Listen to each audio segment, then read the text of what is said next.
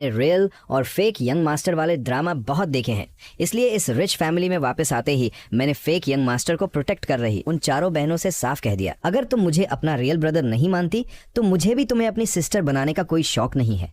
जब तुम्हारे दिल में सिर्फ मू एक्स शॉन ही है तो ठीक है, सिर्फ उसे ही अपना ब्रदर मानो, उसे यहाँ रोकना है तो रोको, बस फ्यूचर में मुझे डिस्टर्ब मत करना। मेरी बातें सुनकर मू फैमिली की चारों डॉटर्स का चेहरा उतर गया। डैड और पेक श्योरो टेंशन में आ गए। मैंने पेक श्योरो का सैड फेस देखा और एक गहरी सांस ली। आप और दाद ज्यादा ओवरथिंक मत कीजिए, अगर मैं वापस आया हूँ तो जेन्युइनली आपको एक्सेप्ट कर रहा हूँ, लेकिन सिर्फ आप दोनों को मुझे किसी के आगे पीछे घूमने में कोई इंटरेस्ट नहीं है। मैं वांगसी सिटी का ऑनरेबल यंग मास्टर हूँ, हमेशा लोग मुझे प्लीज करने आते हैं। मेरी नौबत कब से आ गई कि मैं चुपचाप इंसल्ट सहूं और दूसरों को खुश करूं। अब जब मैंने मूचन की बॉडी ली है तो मेरा उससे एक कनेक्शन जुड़ गया है। दाद और पे छुएरो मुझे सच में प्यार करते हैं तो मैं भी उन्हें रेस्पेक्ट दूंगा, उन्हें अपने रियल पेरेंट्स की तरह मानूंगा, लेकिन बाकियों का क्या, वो सिचुएशन पर डिपेंड करता है। तभी उस सन्नाटे में किसी के रोने की आवाज आई। डाइनिंग टेबल पर बैठे सब लोग मुड़कर देखने लगे। मू एक्स शॉन आंखों में आंसू भरकर रो रहा था। Mom, dad, sisters, I am sorry, ये सब मेरी फॉल्ट है। ब्रदर, तुम प्लीज बहनों को ब्लेम मत करो। उसकी बात अभी पूरी भी नहीं हुई थी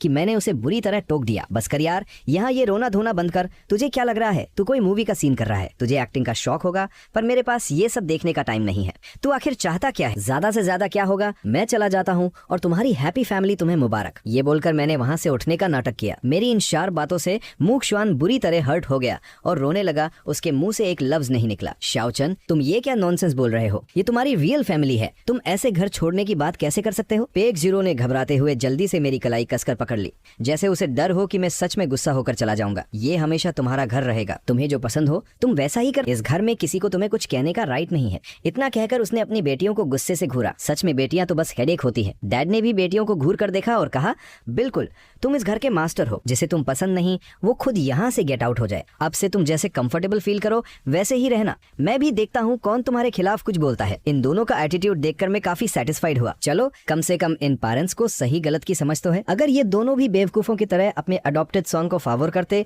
और रियल सॉन्ग को इग्नोर करते तो मैं भी इनके साथ स्ट्रिक्टली ही पेश आता। मू एक्स1 को बहुत ह्यूमिलिएशन और दर्द फील हो रहा था।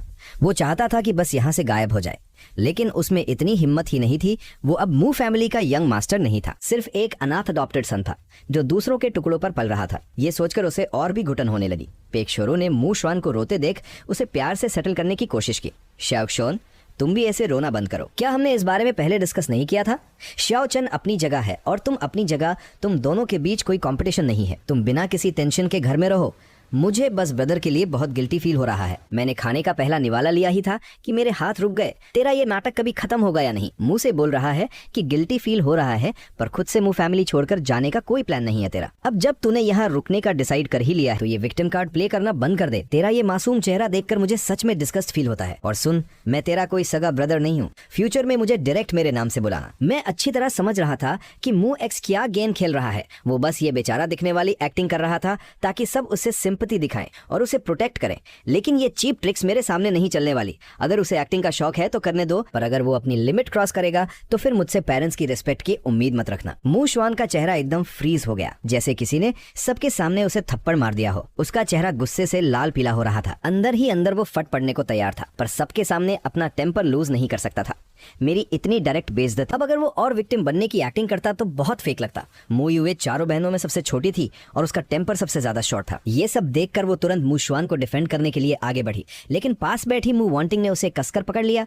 मू वांटिंग मेरे सामने बैठकर मुझे बड़ी क्यूरियोसिटी और डीप सस्पेंस से देख रही थी, जैसे सोच रही हो कि ये ब्रदर सच में बहुत स्पेशल है। मू वांटिंग की आंखों में एक चमक सी आई। तुम्हारा इस घर में फिर से वेलकम है। मॉम डैड ने बिल्कुल सही कहा, आज से ये तुम्हारा ही घर है। तुम जैसे चाहो वैसे रिलैक्स होकर रहो। किसी और की फीलिंग्स के बारे में सोचने की कोई जरूरत नहीं है। आज सच में हमारी मिस्टेक थी। हमें लगा था तुम और दाद इतनी जल्दी घर नहीं आओगे, इसलिए हम सब कुछ काम से बाहर चले गए। तुम अपने दिल में कुछ गलत मत सोचना। सच कहूँ तो हम सब तुम्हारे वापस आने से बहुत खुश है। मैंने बस उसे एक ठंडी नजर से देखा और कोई रिप्लाई नहीं किया। अपनी बड़ी बेटी को इस तरह मैच्योरली बात करते देख दाद के चेहरे पर थोड़ा सेटिस्फैक्शन दिखा। उन्होंने मुड़कर नौकरों को ऑर्डर दिया कि खाना सर्व करना कंटिन्यू रखें। आज उन्होंने किचन में एक ग्रैंड फीस्ट तैयार करवाई थी। हर तरह की डिशेस बनी थी, क्योंकि उन्हें नहीं पता था कि मेरी चॉइस क्या है। वैसे से दाद शाओचन पहले कहाँ रहता था, उसकी पुरानी फैमिली अब कहाँ है, अब आगे उन रिश्तों को कैसे हैंडल किया जाएगा। मू वांटिंग ने अचानक कुछ सोचकर बड़े ही कैजुअल तरीके से ये सवाल पूछ लिया। सवाल पूछते ही उसने नोटिस किया कि दाद का चेहरा थोड़ा बदल गया है। मू वांटिंग को कुछ गड़बड़ लगी। दाद, आप अचानक चुप क्यों हो गए? क्या इस बात में कोई सीक्रेट है जो आप बता नहीं सकते? अब हम सब एक फैमिली हैं। ब्रदर की प्रॉब्लम मतलब हमारी प्रॉब्लम। आपको हमसे कुछ भी हाइड करने की जरूरत नहीं है। ऐसा लग रहा था कि अब ये डिनर शांति से नहीं होने वाला। अगर तुम्हें जानना ही है तो डायरेक्ट मुझसे पूछ लो। मैंने टिश्यू पेपर उठाया और धीरे से अपने होठ साफ किए। बचपन से ही मुझे एक बूढ़े ताओइस्ट मास्टर ने अडॉप्ट कर लिया था। मैं हमेशा से एक टूटे फूटे ताओइस्ट टेम्पल में ही रहा हूँ। वो टेम्पल एक बंजर और सुनसान पहाड़ पर था। कंडीशंस बहुत खराब थी और कोई विजिटर्स भी नहीं आते थे। मैं और मेरे मास्टर बस किसी तरह अपना पेट भर पाते थे, इसलिए मैं कभी फॉर्मली स्कूल भी नहीं गया। मुझे पढ़ना लिखना मास्टर ने ही टेम्पल में सिखाया था। बचपन से लेके आज तक मैं पहाड़ से नीचे बहुत कम ही आया हूँ। 3 महीने पहले मेरे मास्टर की ओल्ड एज की वजह से डेथ हो गई। उनके जाने के बाद मैं उस टेम्पल में अकेला ही रहता था, जब तक कि कुछ दिन पहले दाद ने मुझे ढूंढ नहीं लिया और मुझे यहाँ वापस ले आए। थोड़ा रुककर मैंने आगे याद किया। वो टेम्पल अब पूरी तरह से बंद हो चुका है। आखिरकार अब मैं वहाँ नहीं हूँ। हाँ, अगर कभी मेरा मन किया तो मैं अकेला वहाँ वापस जाकर अपनी लाइफ जी सकता हूँ। मैंने बस कुछ ही वर्ड्स में अपनी पूरी पर्सनल लाइफ एक्सप्लेन कर दी। मेरी टोन बिल्कुल नॉर्मल और काम थी। बातों में कोई कंप्लेंट नहीं थी, कोई रोना धोना नहीं था और अपनी डेस्टिनी पर कोई गुस्सा नहीं था। लेकिन पेकशेरो और दाद का दिल सब सुनकर तड़प उठा। उन दोनों की आंखों में आंसू आ गए। मू वांटिंग और चारों बहनें भी शॉक में थी। उनके इमोशंस पूरी तरह से मिक्स हो चुके थे। उन्होंने कभी इमेजिन नहीं किया था कि उनका अपना भाई, जो असल में मू फैमिली का ऑनरेबल यंग मास्टर है, जिससे पूरी फैमिली का प्यार मिलना चाहिए था, उसने इतनी तकलीफ झेली है। मू यूए को भी अब अंदर से गिल्ट फील होने लगा था। उसे लगा कि उसका अभी वाला एटीट्यूड सच में कुछ ज्यादा ही रूड था। मू श्वान ने ये सब देखा तो अंदर ही अंदर पैनिक करने लगा। उसने सोच लिया कि मैं एक बहुत ही कनिंग और मैनिपुलेटिव इंसान हूँ। उसे लगा मैंने ये सब जानबूझकर कहा है ताकि विक्टिम बनकर सबकी सिंपैथी गेन कर सकूं। उसने अपनी आदत के मुताबिक फिर से माफी मांगने के लिए मुंह खोला, लेकिन तभी उसे अचानक मेरा अभी का अग्रेसिवली दिया हुआ वार्निंग याद आ गया। बात उसके होठों तक आई पर उसने घूंट कर वापस निकल ली और अपना स्टेटमेंट चेंज कर दिया, एक ऐसा तरीका जो उसे बहुत स्मार्ट लग रहा था। शाओचन, अब जब तुम घर आ ही गए हो तो फ्यूचर पक्का और भी बेटर होगा। तुम अभी अभी इस घर में आए हो तो पक्का तुम्हें एडजस्ट करने में प्रॉब्लम हो रही होगी। अगर तुम्हें कुछ समझ ना आए या कोई कंफ्यूजन हो तो तुम एनी टाइम मेरे पास आ सकते हो। मैं अपनी पूरी कोशिश करूंगा तुम्हारी हेल्प करने की, और अगर तुम्हें बुरा न लगे मैं तुम्हें बाहर घुमाने ले जा सकता हूँ ताकि तुम जल्द से जल्द यहाँ के एनवायरनमेंट से फेमिलियर हो सको। ओफो, ठीक है, थैंक्स। पेजुएरो ने मेरा हाथ कसकर पकड़ा हुआ था और वो भी यही सब कह रही थी। उसकी आंखों में मेरे लिए बहुत सारा प्यार और गिल्ट साफ दिख रहा था। मॉम, मैं बिल्कुल ठीक हूँ। मैं और मेरे मास्टर पहले बहुत खुश थे।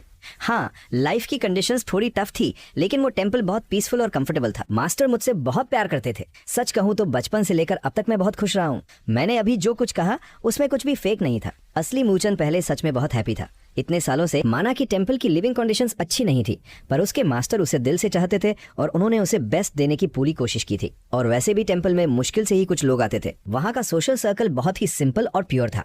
उसकी डेली लाइफ बिल्कुल फ्री और टेंशन फ्री थी। जब वो बचपन में बोर होता तो पीछे वाले पहाड़ों पर जाकर जानवरों के साथ खेलता।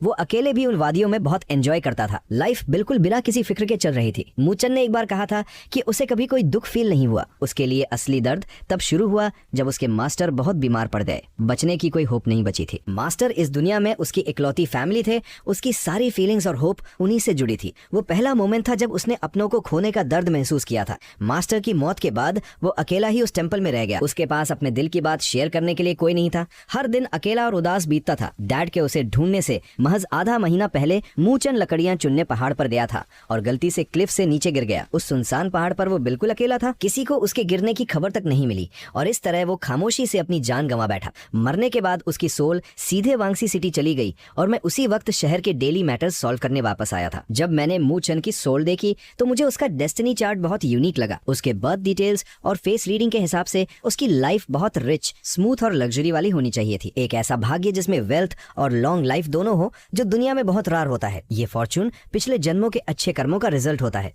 लेकिन वो यहाँ वांगसी सिटी में क्यों था? इससे ये साफ प्रूव हो गया था कि उसकी ट्रेजिक डेथ बाहर ही हुई थी। उसका जो एक्चुअल भाग्य था वो किसी ने इंटेंशनली बदल दिया था। इत्तेफाक से वांगसी सिटी में कुछ बड़े इश्यूज आ गए थे और मुझे खुद ह्यूमन वर्ल्ड में आना था। इसलिए मैंने खुद आगे बढ़कर उसके साथ एक फेयर डील की। मैंने दुनिया में अपना मिशन पूरा करने के लिए म्यूचुअल बेनिफिट, और इसी वजह से आज मैं यहाँ मू फैमिली में ये सब एक्सपीरियंस कर रहा हूँ। लेकिन जो सच मैंने अभी कहा वो ये लोग कभी बिलीव नहीं करेंगे, खास तौर पर दाद और पेशवेरो। उन्हें तो यही लग रहा था कि उनका रियल सन बहुत ही केयरिंग और इनोसेंट बच्चा है। उन्हें लग रहा था कि मैंने ये सारी बातें सिर्फ उन्हें कंफर्ट करने के लिए कही है। उनके दिलों में अपने बेचारे असली बेटे के लिए बस दर्द था, जो पैदा तो एक यंग मास्टर की लग्जरी जीने के लिए हुआ था, पर बाहर दर दर की ठोकरें खाता रहा और फालतू में 10 सालों तक मिजरी झेली। उन्होंने कसम खा ली थी कि फ्यूचर में वो अपने बेटे को डबल प्यार देकर सब कॉम्पेंसेट करेंगे। मेरी बातों से डाइनिंग टेबल का एटमॉस्फेयर बहुत हैवी हो गया था। सबके दिलों में अलग अलग इमोशंस चल रहे थे। मू फैमिली की चारों बहनों ने भी मुझे और तंग नहीं किया। वो बस चुपचाप सिर झुकाए अपना खाना खा रही थी। दाद और पेशुरो का पूरा फोकस बस मुझ पर था। वो बार बार बहुत प्यार से पूछ रहे थे कि खाना टेस्टी है या नहीं। श्याओ चन, तुम्हें कौन सी डिश सबसे ज्यादा पसंद आ रही है? क्या मॉम तुम्हें थोड़ा हॉट सूप सर्व कर दे? उनकी ये वो मुझे हर छोटी चीज में पैम्पर कर रहे थे। वहीं पास में बैठा मू एक्स अपनी डिसअपॉइंटमेंट को छुपा नहीं पा रहा था। मू युए ने यह देखा और कई बार कुछ बोलने की कोशिश की, लेकिन जब उसकी नजर मुझ पर अपने सगे भाई पर पड़ी तो उसे मेरी पुरानी वार्निंग याद आ गई। जो बात उसके होठों तक आई थी वो उसने वापस निगल ली। मैं बस मजे से टेबल पर रखा डिलीशियस खाना एंजॉय कर रहा था, लेकिन मेरी ये खुशी मू फैमिली को कुछ और ही लग रही थी। पेशवेरो मुझे देखकर फिर से रोने वाली हो गई। उसका दिल दर्द से भरा हुआ था। उसे लग रहा था कि मेरे पहाड़ वाले दिनों में मुझे शायद ही कभी इतना अच्छा खाना नसीब हुआ होगा। आखिरकार एक सुनसान पहाड़ के टूटे हुए टेम्पल में रहे। वहां की कंडीशंस कितनी खराब होंगी ये इमेजिन किया जा सकता था। दिन में बस पेट भर जाना ही बड़ी बात थी, तो ऐसे प्रीमियम डिशेस खाने का चांस कहां से मिलता? पेशवेरो ने अपने मन में पक्का डिसाइड कर लिया था कि अब से वो रोज मेरे लिए अलग अलग रेसिपी ट्राई करेगी। डिनर के बाद सारे बच्चे पीसफुली लिविंग रूम में बैठ गए। डैड ने कहा कि वो मेरे साथ बॉन्डिंग टाइम बिताना चाहते हैं। मैं बड़े आराम से बीच में रखे हुए बड़े से लेदर सोफा पर बैठा था और पूरी एक्साइटमेंट के साथ सामने लगे ह्यूज एलसीडी टीवी को देख रहा था। स्क्रीन पर चल रहे सीन्स मुझे बहुत फैसिनेट कर रहे थे। श्याओ चन, क्या तुम्हें टीवी देखना बहुत पसंद है? पेजवेरो ने प्यार से स्माइल करते हुए पूछा। मेरी आंखें स्क्रीन पर ही जमी हुई थी और मैंने जोर से हाँ में सिर हिलाया। ये टीवी सच में बहुत इंटरेस्टिंग है। इसके विजुअल्स तो स्टेज के ड्रामा से भी ज्यादा मजेदार है। मैं इस बिजी ह्यूमन वर्ल्ड में काफी टाइम से नहीं आया था। मुझे आइडिया नहीं था कि दुनिया इतनी बदल चुकी है। मुझे लग रहा था जैसे मैं किसी गांव से आया हुआ कोई गंवार हूँ। मेरा ये रिएक्शन देखकर पेशवेरो की आंखें फिर से भर आईं। मेरा बेचारा बेटा इतना बड़ा हो गया है पर इसने कभी ढंग से टीवी भी नहीं देखा। वो ये सब सोच ही रही थी कि अचानक टीवी पर आर्ट ब्रेक आ गया। पेजवेरो ने तुरंत टेबल से रिमोट उठाया। शाओचन, मॉम तुम्हारा चैनल चेंज कर देती है। तुम जो सीरियल देख रहे थे उसका आज का एपिसोड खत्म हो गया है। हम कोई और चैनल लगाते हैं। टीवी पर और भी बहुत सारे मजेदार प्रोग्राम्स आते हैं। मैंने एक इनोसेंट बच्चे की तरह सिर हिला दिया। पेजवेरो ने रिमोट का बटन दबाकर एक रैंडम चैनल लगा दिया। उस चैनल पर एक फैमिली ड्रामा चल रहा था, तो उसने रिमोट वापस रख दिया। पर कुछ ही देर में पूरी फैमिली के एक्सप्रेशन अजीब हो गए, खास तौर पर पास बैठे मूक शुआन के। उसका साफ और मासूम चेहरा अचानक गुस्से और शर्म से लाल हो गया। उसकी आंखों में जो ह्यूमिलिएशन था वो छुप नहीं पा रहा था। कोइंसिडेंस देखिए, टीवी पर जो स्टोरी चल रही थी वो भी रियल और फेक यंग मास्टर की ही थी। दो बच्चों की कहानी जिनकी आइडेंटिटी बचपन में एक्सीडेंटली स्वैप हो गई थी, और आज के एपिसोड में वही सीन चल रहा था जहां रियल यंग मास्टर घर वापस आता है। पेजवेरो भी टीवी स्क्रीन देखकर पूरी तरह शॉक रह गई। मैंने रैंडम चैनल चेंज किया था, पर स्क्रीन पर जो स्टोरी चल रही थी वो बिल्कुल हमारे घर की सिचुएशन की कॉपी थी। ये नजारा सच में बहुत ऑकवर्ड था। शो में मेन लीड को उसके असली पेरेंट्स घर ले आते हैं। असली बेटा घर आ जाता है, पर अडॉप्टेड सन घर छोड़कर नहीं जाता। उसे बाहर भेजने के बजाय पेरेंट्स उसे और ज्यादा पैम्पर करते हैं, अपने सगे बेटे से भी ज्यादा। अडॉप्टेड बेटे को उन्होंने सर आंखों पर बिठाया हुआ था और सगे बेटे को कचरे की तरह ट्रीट कर रहे थे। लिविंग रूम में अचानक एक बहुत ही वियर्ड और हैवी टेंशन फैल गई, और ऊपर से मैंने बहुत ही कैजुअली कमेंट पास कर दिया, इस दुनिया के लोग भी अजीब है। अपने सगे बेटे को प्यार करने के बजाय एक अडॉप्टेड सन का फेवर क्यों करते हैं? माना कि इतने साल पास रखने से अटैचमेंट हो जाती है, ये नॉर्मल है, पर इसका मतलब ये तो नहीं कि सगे बेटे के साथ इनजस्टिस करो। मैंने ना समझी में अपना सिर हिलाया। मू फैमिली को लगा कि मैं उन्हें इनडायरेक्टली ताना मार रहा हूं, पर उनके पास कोई प्रूफ नहीं था।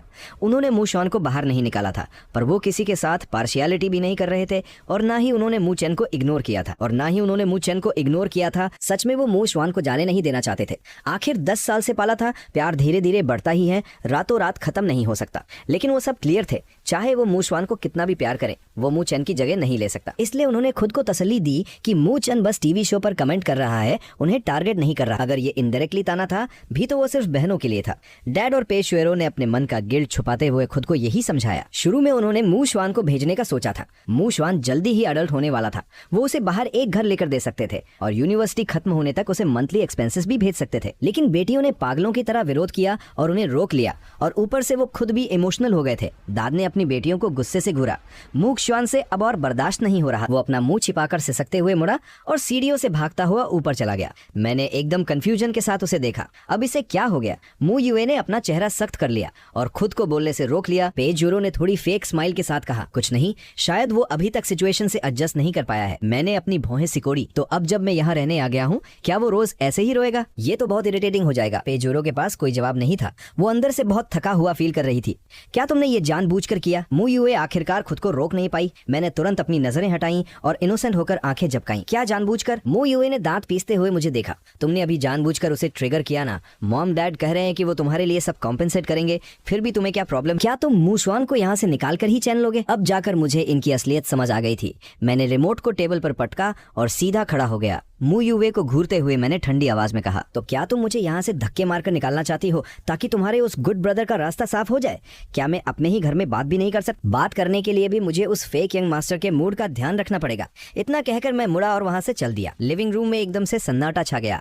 डैड गुस्से में आगे बढ़े और उन्होंने अपनी छोटी बेटी को खूब खरी खोटी सुनाई, जिससे मू यूवे माफी मांगने लगी। मैं तुम सबको वार्न कर रहा हूँ, अगर फ्यूचर में तुम लोगों ने मू चन के साथ ऐसा एटीट्यूड दिखाया तो मैं तुम सबको धक्के मारकर बाहर निकाल दूंगा। उनका एक्सप्रेशन बहुत स्ट्रिक्ट और डरावना हो गया था। तुम सबको यह समझना होगा कि मू चेन तुम्हारा रियल ब्रदर है, तुम्हारा अपना खून। जब उसकी और मू एक्सुअन की आइडेंटिटी स्वैप हुई थी तो उस सिचुएशन में वो मू एक्सुअन से ज्यादा इनोसेंट था। तुम लोगों को सिर्फ इस बात का डर है कि मू एक्सुअन हर्ट ना हो जाए। पर क्या तुमने एक बार भी सोचा है कि इन सालों में तुम्हारे अपने सगे भाई ने कितनी तकलीफें सही? उसने कितनी भी तकलीफें क्यों न झेली हो, मू फैमिली को उसे आगे भी पालने में कोई प्रॉब्लम नहीं है, पर वो किसी भी कीमत पर मू चन की जगह नहीं ले सकता। दाद की नजर अपनी सबसे छोटी बेटी पर गई। उनका चेहरा गुस्से से तमतमा रहा था। तुम्हारी और मू एक्सुअन की एज लगभग सेम है। तुम दोनों बचपन से साथ पले बड़े हो। मुझे समझ आता है कि तुम उसे प्रोटेक्ट करना चाहती हो, पर तुम्हें ये बात साफ साफ समझनी होगी कि मू चन ने कुछ भी गलत नहीं किया है और ना ही वो तुम लोगों का कुछ लगता है। मैं ये बात सिर्फ एक बार कह रहा हूँ। इसके बाद अगर किसी ने भी मू चन को हर्ट करने की कोशिश की तो मैं उसकी खाल उधेड़ दूंगा। मू यूवे के होठ कांपे। उसे ऐसा लगा जैसे ये डायरेक्ट उसी के लिए वार्निंग थी। आप टेंशन मत लीजिए, हमें पता है कि हमें कैसे बिहेव करना है। मॉन्टिंग ने बीच में बोलते हुए आज के इंसिडेंट को फिर से एक्सप्लेन किया। हमें लगा था कि आप लोग इतनी जल्दी घर नहीं पहुंचेंगे, इसलिए हमने उसकी कंपटीशन देखने का प्रॉमिस कर लिया था। अगर हमें पता होता कि आप लोग जल्दी आने वाले हैं तो मैं पक्का वो कंपटीशन देखने नहीं जाती। मो रोलन, ये दोनों ट्विन सिस्टर्स थी। डैड और पे शिरो गुस्से में अपना मुंह फुलाए हुए ऊपर चले गए और चारों बहनों को लिविंग रूम में अकेला छोड़ गए। वो सब एक दूसरे की शक्ल देख रही थी। एल्डर सिस्टर, क्या आपको नहीं लगता कि हमारा ये ब्रदर थोड़ा सा? मो रोलन ने थोड़ा पॉज लिया। नए नए घर आए भाई को डिस्क्राइब करने के लिए एक सही वर्ड ढूंढ रही थी। स्पेशली उसका कैरेक्टर थोड़ा यूनिक है। मू वांटिंग ने आज रात की बातों को याद किया और डीपली एग्री करते हुए अपना सिर हिलाया। वो ऐसा इंसान है जो कभी किसी के सामने नहीं झुकेगा। उसकी जबान इतनी तीखी है कि वो किसी को भी रुला सकता है, पर ऐसा लगता है कि वो ये सब इंटेंशनली नहीं कर रहा था। वो जानबूझकर किसी को ट्रिगर नहीं कर रहा है, बस उसके दिल में जो आता है वो बोल देता है। उसे बातों को घुमा फिराकर शुगर कोट करके बोलना नहीं आता। वो कुछ ज्यादा ही स्ट्रेट फॉरवर्ड है। अचानक उसे दूसरे भाई के बिहेवियर का ख्याल आया। उसकी भौहें अपने आप सिकुड़ गईं। मू एक्सुअन कुछ ज्यादा ही सेंसिटिव हो गया। अगर उसने अपने माइंडसेट को टाइम रहते चेंज नहीं किया तो फ्यूचर में उसे ही सफर करना पड़ेगा। जैसा कि दाद ने अभी कहा, भले ही हम उसके साथ 10 साल से ज्यादा रहे हों, हमारी उसके साथ डीप अटैचमेंट हो और हम उसके फेवर भी करें, फिर भी हम उसके लिए बार बार अपने रियल ब्रदर के साथ इनजस्टिस नहीं कर सकते। इसलिए उसे अपना ये एटीट्यूड हर हाल में बदलना होगा। मू वांटिंग ने मुड़कर मू यूए को देखा। तुम्हारी और मू शुआन की बॉन्डिंग सबसे स्ट्रांग है और तुम दोनों की एज भी ऑलमोस्ट सेम है। तुम उसे अच्छे से समझाओ, उसे कहो कि वो इतना ओवरथिंक ना करे। मू चैन वापस आया है तो मॉम डैड का फोकस उस पर होगा ही। ये बहुत नॉर्मल सी बात है, पर इसका मतलब ये नहीं कि वो लोग उसे प्यार नहीं करते। वो अब भी मॉम डैड का ही बेटा। मू यूए भले ही यंग और इम्पल्सिव थी, पर वो बेवकूफ बिल्कुल नहीं थी। उसने सीरियसनेस के साथ सिर हिलाया। मैं समझ गई। और हाँ, मू वांटिंग का एक्सप्रेशन एकदम स्ट्रिक्ट हो गया। उसने अपनी बड़ी बहन होने की पावर दिखाई। फ्यूचर में तुम मूचन के साथ अच्छे से बिहेव करना, वरना मुझसे बुरा कोई नहीं होगा। अपनी सबसे छोटी बहन को डांटने के बाद मू वांटिंग भी उठकर अपने कमरे में चली गई। मू रोलन और मू याकिन ने एक दूसरे को देखा। चलो हम भी चलते हैं। मू यूवे को बहुत गुस्सा आ रहा था। ये क्या बात हुई? ये सब तो हम सबने मिलकर किया था ना। तो आखिर में सारी मिस्टेक सिर्फ मेरी कैसे हो गई? मुझे कोई फर्क नहीं पड़ता कि नीचे वाले क्या सोचते हैं। मैं अपने कमरे में वापस गया और सीधा दरवाजा बंद कर लिया। ये कमरा पेरेंट्स ने बहुत प्यार से तैयार किया था। डेकोरेशन बहुत ही एलिगेंट थी, चाहे वो डिजाइन हो या सामान, सब कुछ ऐसा था जो किसी यंग लड़के को पसंद आए। थैंक गॉड ये कमरा पिंक नहीं था, वरना ऐसे कमरे में तो मैं पूरी रात सो ही नहीं पाता। कमरे में घुसते ही मुझे हवा में एक अजीब सी वाइब फील हुई। मैंने हल्के से अपना हाथ हिलाया और कमरे के चारों तरफ एक इनविजिबल बैरियर बना दिया ताकि किसी को कोई गड़बड़ महसूस ना हो और फालतू का शक पैदा ना हो। अगले ही पल हवा में से एक आदमी प्रकट हुआ। उसने ब्लैक रोब पहनी थी और चेहरे पर एक गोस्ट मास्क लगा रखा था। वो आदमी मेरे पास आया और एक घुटने के बल बैठ गया। योर हाइनेस, मैंने उसे देखा और मेरी भौएं सिकुड़ गईं। तुम यहाँ क्या कर रहे हो? मेरे ये पूछते ही मुझे कुछ गड़बड़ होने की स्ट्रॉन्ग फीलिंग आई और बिल्कुल वैसा ही हुआ। सिटी लॉर्ड ने मुझे आपके लिए एक मैसेज लेकर भेजा है। एल्डर सिस्टर वांगसी सिटी वापस आ गई है। वो तो हमेशा 6th पैलेस में रहती थी ना। वो वांगसी सिटी वापस कब से नहीं आई थी? और मैं जैसे ही ह्यूमन वर्ल्ड में आया वो वांगसी सिटी वापस आ गई। यहाँ आने से पहले मैं मन ही मन सोच रहा था कि वो अपना मिशन पूरा करके सीधे रिपोर्ट करने वापस चली जाएंगी। सिस्टर तो अभी तक वांगसी सिटी लौटी भी नहीं थी। मुझे नहीं लगा था कि मेरी लक इतनी खराब होगी। मैं बस यहाँ पहुंचा ही और वो तुरंत मेरे पीछे वापस आ गई। मुझे उनकी वो स्ट्रिक्ट वार्निंग याद आ गई। मेरी आंखों में थोड़ा डर और गिल्ट था। सिस्टर ने मुझे बार बार वार्न किया था कि मैं बिना परमिशन के ह्यूमन वर्ल्ड में कभी नहीं आऊंगा। सिटी के सारे मैटर्स पहले डिस्कस होने चाहिए, लेकिन मैं एक्सीडेंटली मुंह चैन से मिल गया। मुझे लगा ये परफेक्ट टाइमिंग है, तो जब सिस्टर वहां नहीं थी मैंने खुद ही सारी प्लानिंग कर ली। तुम्हारी सिस्टर बहुत ही स्ट्रिक्ट नेचर की है।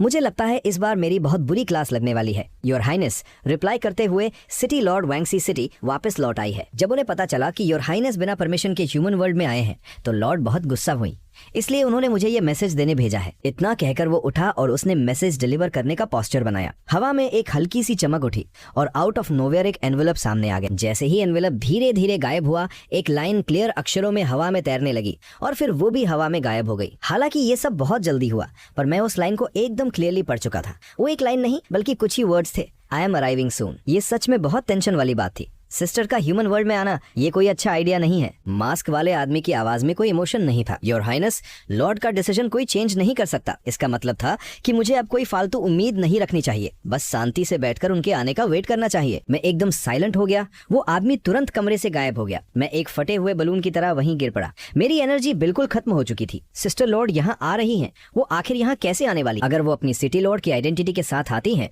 तो ठीक है, ऐसे में वो यहाँ ज्यादा टाइम तक नहीं रुक पाएंगी। ये सोचकर मुझे फिर से थोड़ी होप मिली। और जहां तक उनके मुझे पनिश करने की बात है, मैंने जो भी किया वो वांगसी सिटी के भले के लिए ही था। कम से कम इस बात को सोचकर वो मेरे साथ ज्यादा स्ट्रिक्ट नहीं होंगी। तीसरे दिन जब मू फैमिली नीचे उठी तो मुझे लिविंग रूम में टीवी देखते हुए पाकर सबके कदम रुक गए। उन्होंने अपनी आंखें जोर से झपकाई और लिविंग रूम में लगी बड़ी सी क्लॉक को देखा।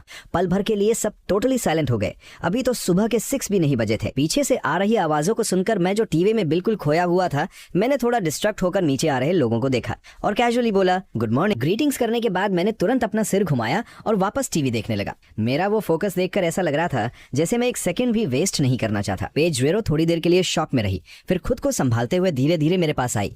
वो मेरे बगल में आराम से बैठ गई। सबसे पहले उसने टीवी स्क्रीन को देखा। उस पर मॉर्निंग न्यूज चल रही थी। शाओचन, तुम्हें टीवी देखना इतना पसंद है, क्यों ना मॉम तुम्हारे कमरे में भी एक टीवी लगवा दे, फिर तुम आराम से अपने कमरे में बैठकर देख सकोगे। इस वक्त पेशोरो बस बिना सोचे समझे अपने बेटे की हर विश पूरी करना चाहती थी। ये सुनकर मेरी आंखें चमक उठी। मैं हाँ में सिर हिलाने ही वाला था कि तभी ऊपर से आ रही मुवांटिंग ने मेरी बात काट दी। मॉम, ये सही आइडिया नहीं है। अगर छोटे भाई के कमरे में टीवी लगा दिया और वो रात भर उसे देखता रहा तो फिर वो सोएगा कब? अभी तो उसकी ग्रोइंग एज है। उसकी बात सुनकर मॉम को भी रियलाइज हुआ। बेटे के टीवी को लेकर इस ऑब्सेशन को देखते हुए अगर उसके कमरे में टीवी लगा दिया गया तो वो पक्का पूरी रात टीवी ही देखेगा। ये तो बिल्कुल अलाउ नहीं किया जा सकता। उन्होंने तुरंत अपना माइंड चेंज कर लिया। हाँ, मॉम ने सही से नहीं सोचा। ये ठीक नहीं होगा, इससे शाओचन की नींद खराब होगी। बेहतर है कि तुम लिविंग रूम में ही टीवी देखो। मॉम भी तुम्हारे साथ बैठकर देख सकती है। हम दोनों माँ बेटे बैठकर शो की स्टोरी डिस्कस कर सकते हैं। रात भर टीवी देखने का मेरा वो खूबसूरत सपना टूट गया। मैंने मू वांटिंग को एक उदास सी नजर से देखा। ये बड़ी बहन पक्का मुझे बिल्कुल पसंद नहीं करती। ये मुझे एक टीवी तक नहीं दे सकती। इसके कंपेयर में तो मेरी सिस्टर लॉर्ड ही बेटर है। पेग जीरो ने नोटिस किया कि उसका बेटा उदास हो गया है। उसे थोड़ा मजाक सा भी लगा और साथ ही दिल में बहुत दर्द भी फील हुआ। आज के टाइम में ऐसा कौन सा बच्चा है जो मोबाइल फोन में घुसा नहीं रहता?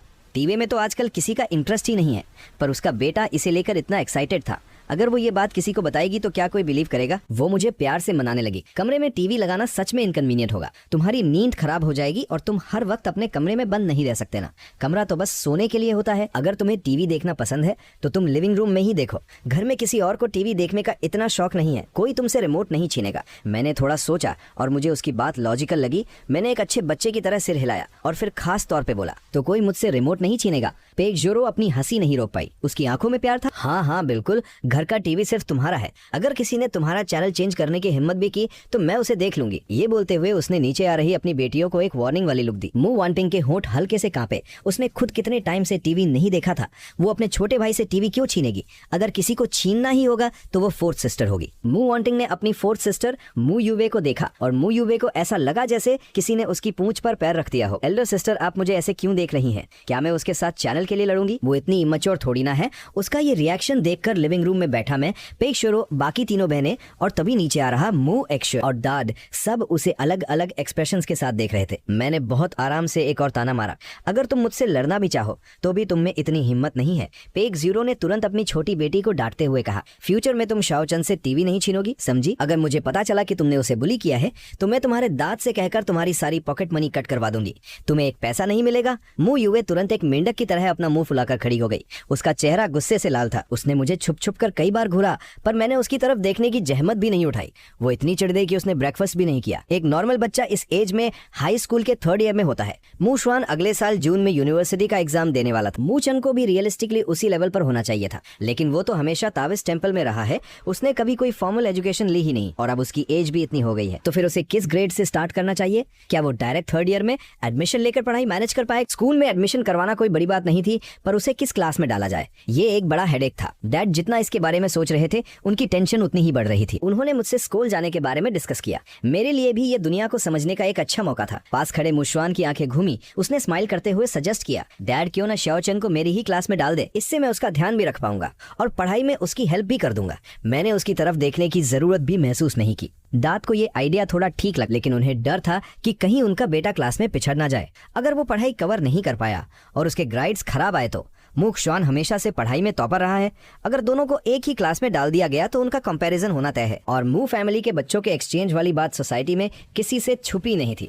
उन्होंने इस बात को छुपाने का कभी कोई प्लान भी नहीं बनाया था। जब सबको ये बात पता चलेगी तो पक्का लोग उन दोनों को कंपेयर करेंगे। ऐसे में उनके सगे बेटे की सेल्फ रिस्पेक्ट हर्ट हुई तो क्या होगा? मू वॉन्टिंग ने बहुत ही काम टोन में कहा, डैड आपको इसके बारे में ज्यादा टेंशन लेने की जरूरत नहीं है। अगर छोटे भाई को पढ़ाई में प्रॉब्लम होगी तो हम उसके लिए एक प्राइवेट ट्यूटर अरेंज कर लेंगे जो उसे 1-on-1 पढ़ाएगा। और जब भी हम फ्री होंगे, ये सेमेस्टर लगभग खत्म होने वाला है, छोटे भाई को नेक्स्ट सेमेस्टर स्टार्ट होने पर स्कूल ज्वाइन करने देते हैं। तब तक के गैप में वो घर पर अच्छे से प्रिपरेशन कर सकता है। मुझे पूरा यकीन है कि कोई प्रॉब्लम नहीं होगी। पेजवेरो की आंखें चमक उठी। उसने खुशी से ताली बजाते हुए कहा, बिल्कुल सही, मुझे ये आइडिया पहले क्यों नहीं आया? हम प्राइवेट ट्यूटर हायर कर सकते हैं ना। 4th सिस्टर को छोड़कर तुम तीनों पढ़ाई में बहुत अच्छी हो। शाओचन को 3rd ईयर का सिलेबस कवर करवाने में कोई दिक्कत नहीं होगी। ये बोलते हुए उन्होंने तुरंत डिसीजन ले लिया, अभी शाओचन को घर पर 2 दिन आराम करने देते हैं, फिर तुम तीनों बहनें बारी बारी से उसे एक एक सब्जेक्ट पढ़ाओगी ताकि वो स्कूल के सिलेबस से जल्दी फेमिलियर हो जाए। मू वॉन्टिंग ने सिर हिलाया। ठीक है। जब बड़ी बहन मान गई तो 2nd और 3rd सिस्टर ने भी अग्री करते हुए सिर हिला दिया। मू युवे को समझ नहीं आ रहा था कि वो इस बात पर खुश हो या गुस्सा कि उसे बेवकूफ समझा जा रहा है। मैं तो वैसे मना करने वाला था, लेकिन जब तीनों बहनों ने हाँ कर दी और पेक शोरो इतनी एक्साइटेड दिख रही थी तो मैंने चुपचाप अपनी बात निगल ली। मूक शुआन ने अपना नीचे का होठ काटा और अपनी आंखें झुका ली ताकि कोई उसका डीप ह्यूमिलिएशन न देख सके।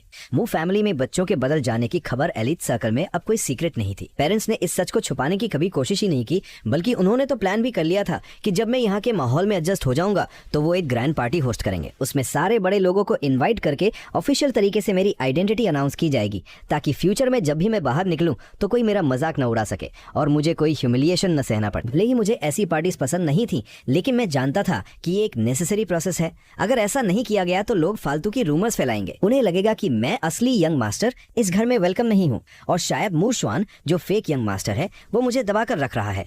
जैसे ही मैं नए एनवायरनमेंट में थोड़ा कंफर्टेबल हुआ, पेशवेरो मुझे खींचकर एक बड़े शॉपिंग मॉल में ले गई। एल्डर सिस्टर और डैड काम पर गए थे, बाकी सबको मेरे साथ शॉपिंग पर घसीट लिया गया था।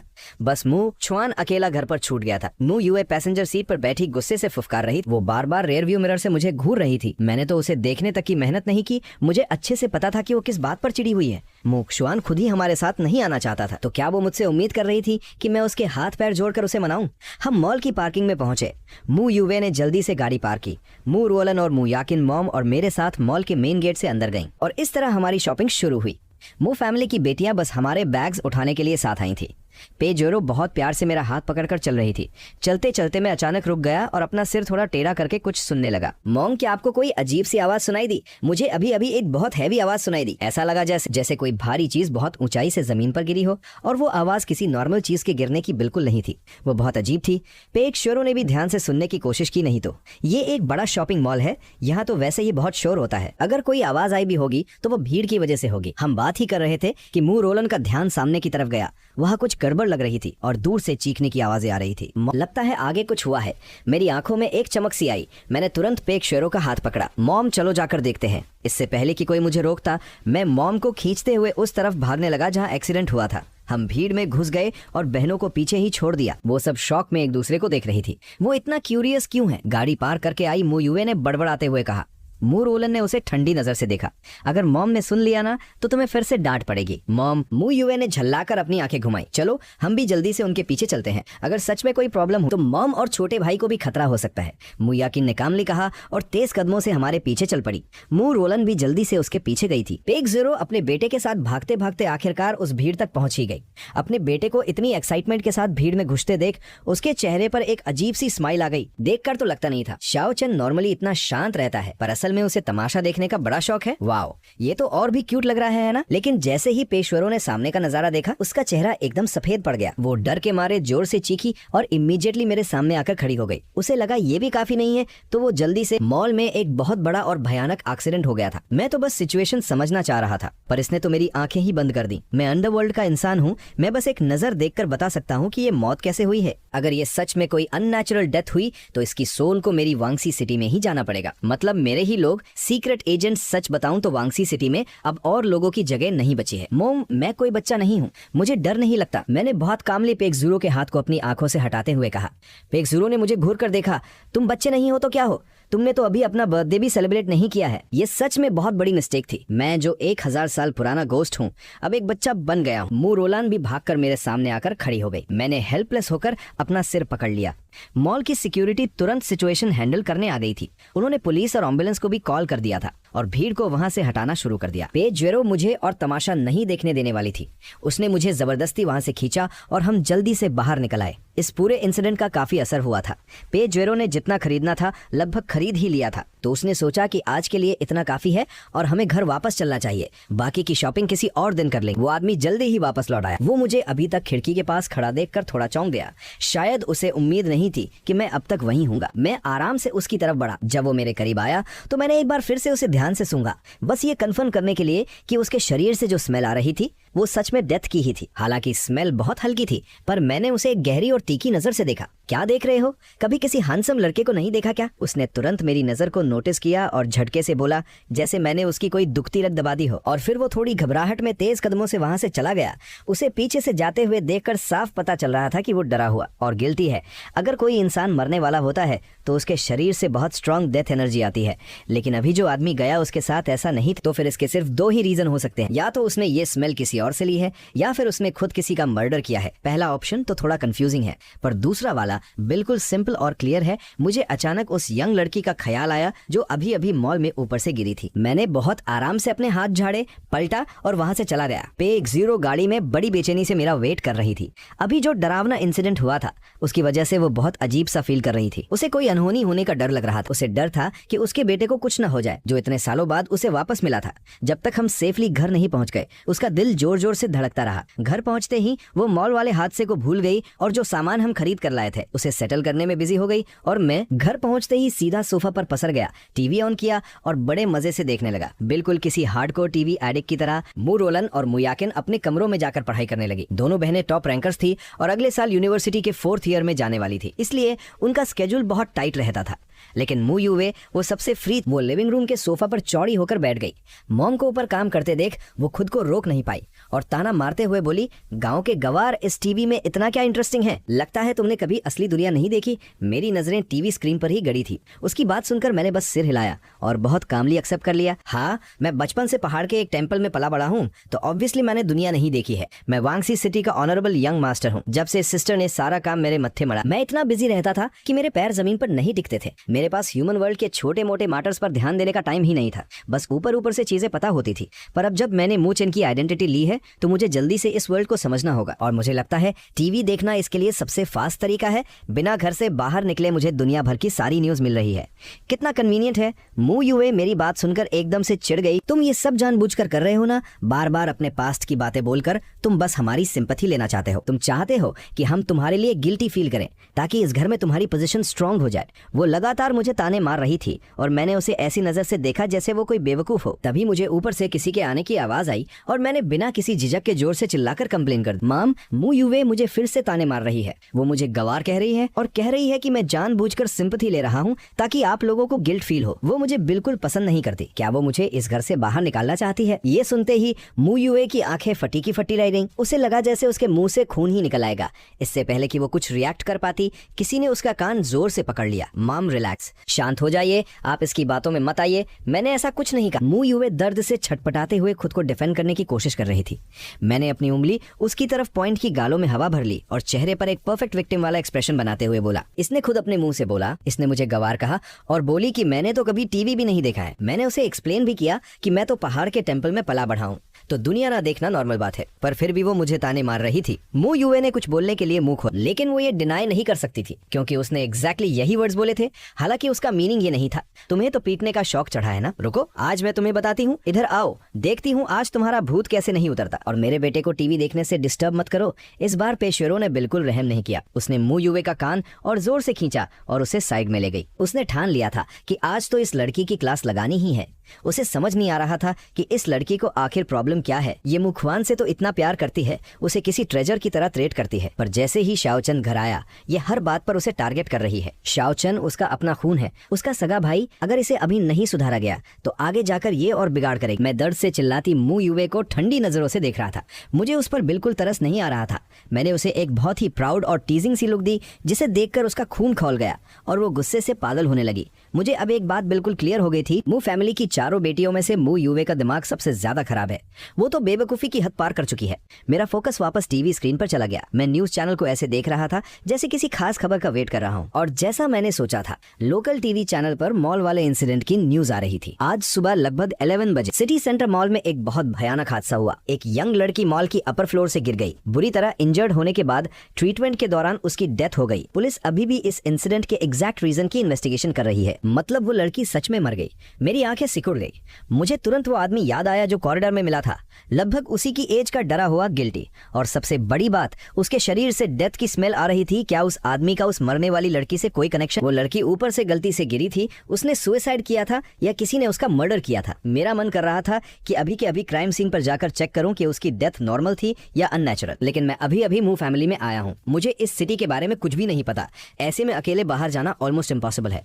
ये सोचकर मैंने फिलहाल के लिए ये आइडिया ड्रॉप कर दिया। न्यूज खत्म होने के बाद मैं आराम से उठा और स्लोली मम की तरफ गया। मैंने बहुत इनोसेंट और स्वीट बनकर बोला, माम रहने दीजिए, उसे और मत डांटिए। वैसे भी उसने कुछ गलत तो नहीं कहा। मैं सच में, मेरी बात पूरी होने से पहले ही मू यूवे गुस्से से चिल्लाई, तुम्हें यहाँ अच्छा बनने का नाटक करने की जरूरत नहीं है। लो भाई, इसने तो खुद अपने ही पैरों पर कुल्हाड़ी मार ली। पेग जीरो का गुस्सा जो थोड़ा शांत हो रहा था वो फिर से भड़क, जाचन तुम इस बेवकूफ लड़की की टेंशन मत लो, इसकी तो चमड़ी मोटी हो गई है। इसे अगर डंडे से भी पीटा तो इसे कोई फर्क नहीं पड़ेगा। मॉम ने किचन में तुम्हारे लिए सूप बनाया है, जाकर देखो तैयार हुआ या नहीं। पेजवेरो मुझे वहां से भेजना चाहती थी। मैंने मू यूवे को एक फेक सिंपैथी वाली लुक दी और खुशी खुशी किचन की तरफ चला गया।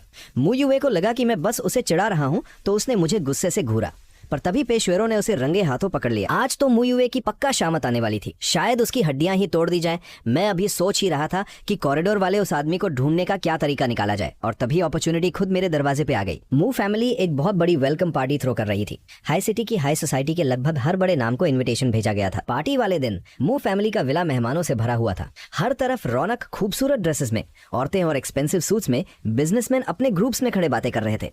मैं ऊपर अपने कमरे में ही था, पेजवेरो नीचे मेहमानों को अटेंड करने में बिजी थी। उसने कहा था कि सही टाइम आने पर वो मुझे नीचे ले जाकर सबके सामने ऑफिशियली इंट्रोड्यूस करेगी। मैं जब मू श्वान के कमरे के पास से गुजरा तो मेरे कदम रुक गए। मैंने थोड़ा ध्यान से सुनने की कोशिश की। ऐसा नहीं है कि मैं जानबूझकर छुपकर बातें सुन रहा था, लेकिन अंदर बैठे लोग इतने कॉन्फिडेंट थे कि नीचे इतना शोर है किसी को क्या ही सुनाई देगा, तो वो लोग काफी तेज आवाज में बात कर रहे थे। और वैसे भी मैं कोई नॉर्मल इंसान थोड़ी हूँ। मैंने तुरंत पहचान लिया कि मू इक्सवान के साथ कौन बात कर रहा है।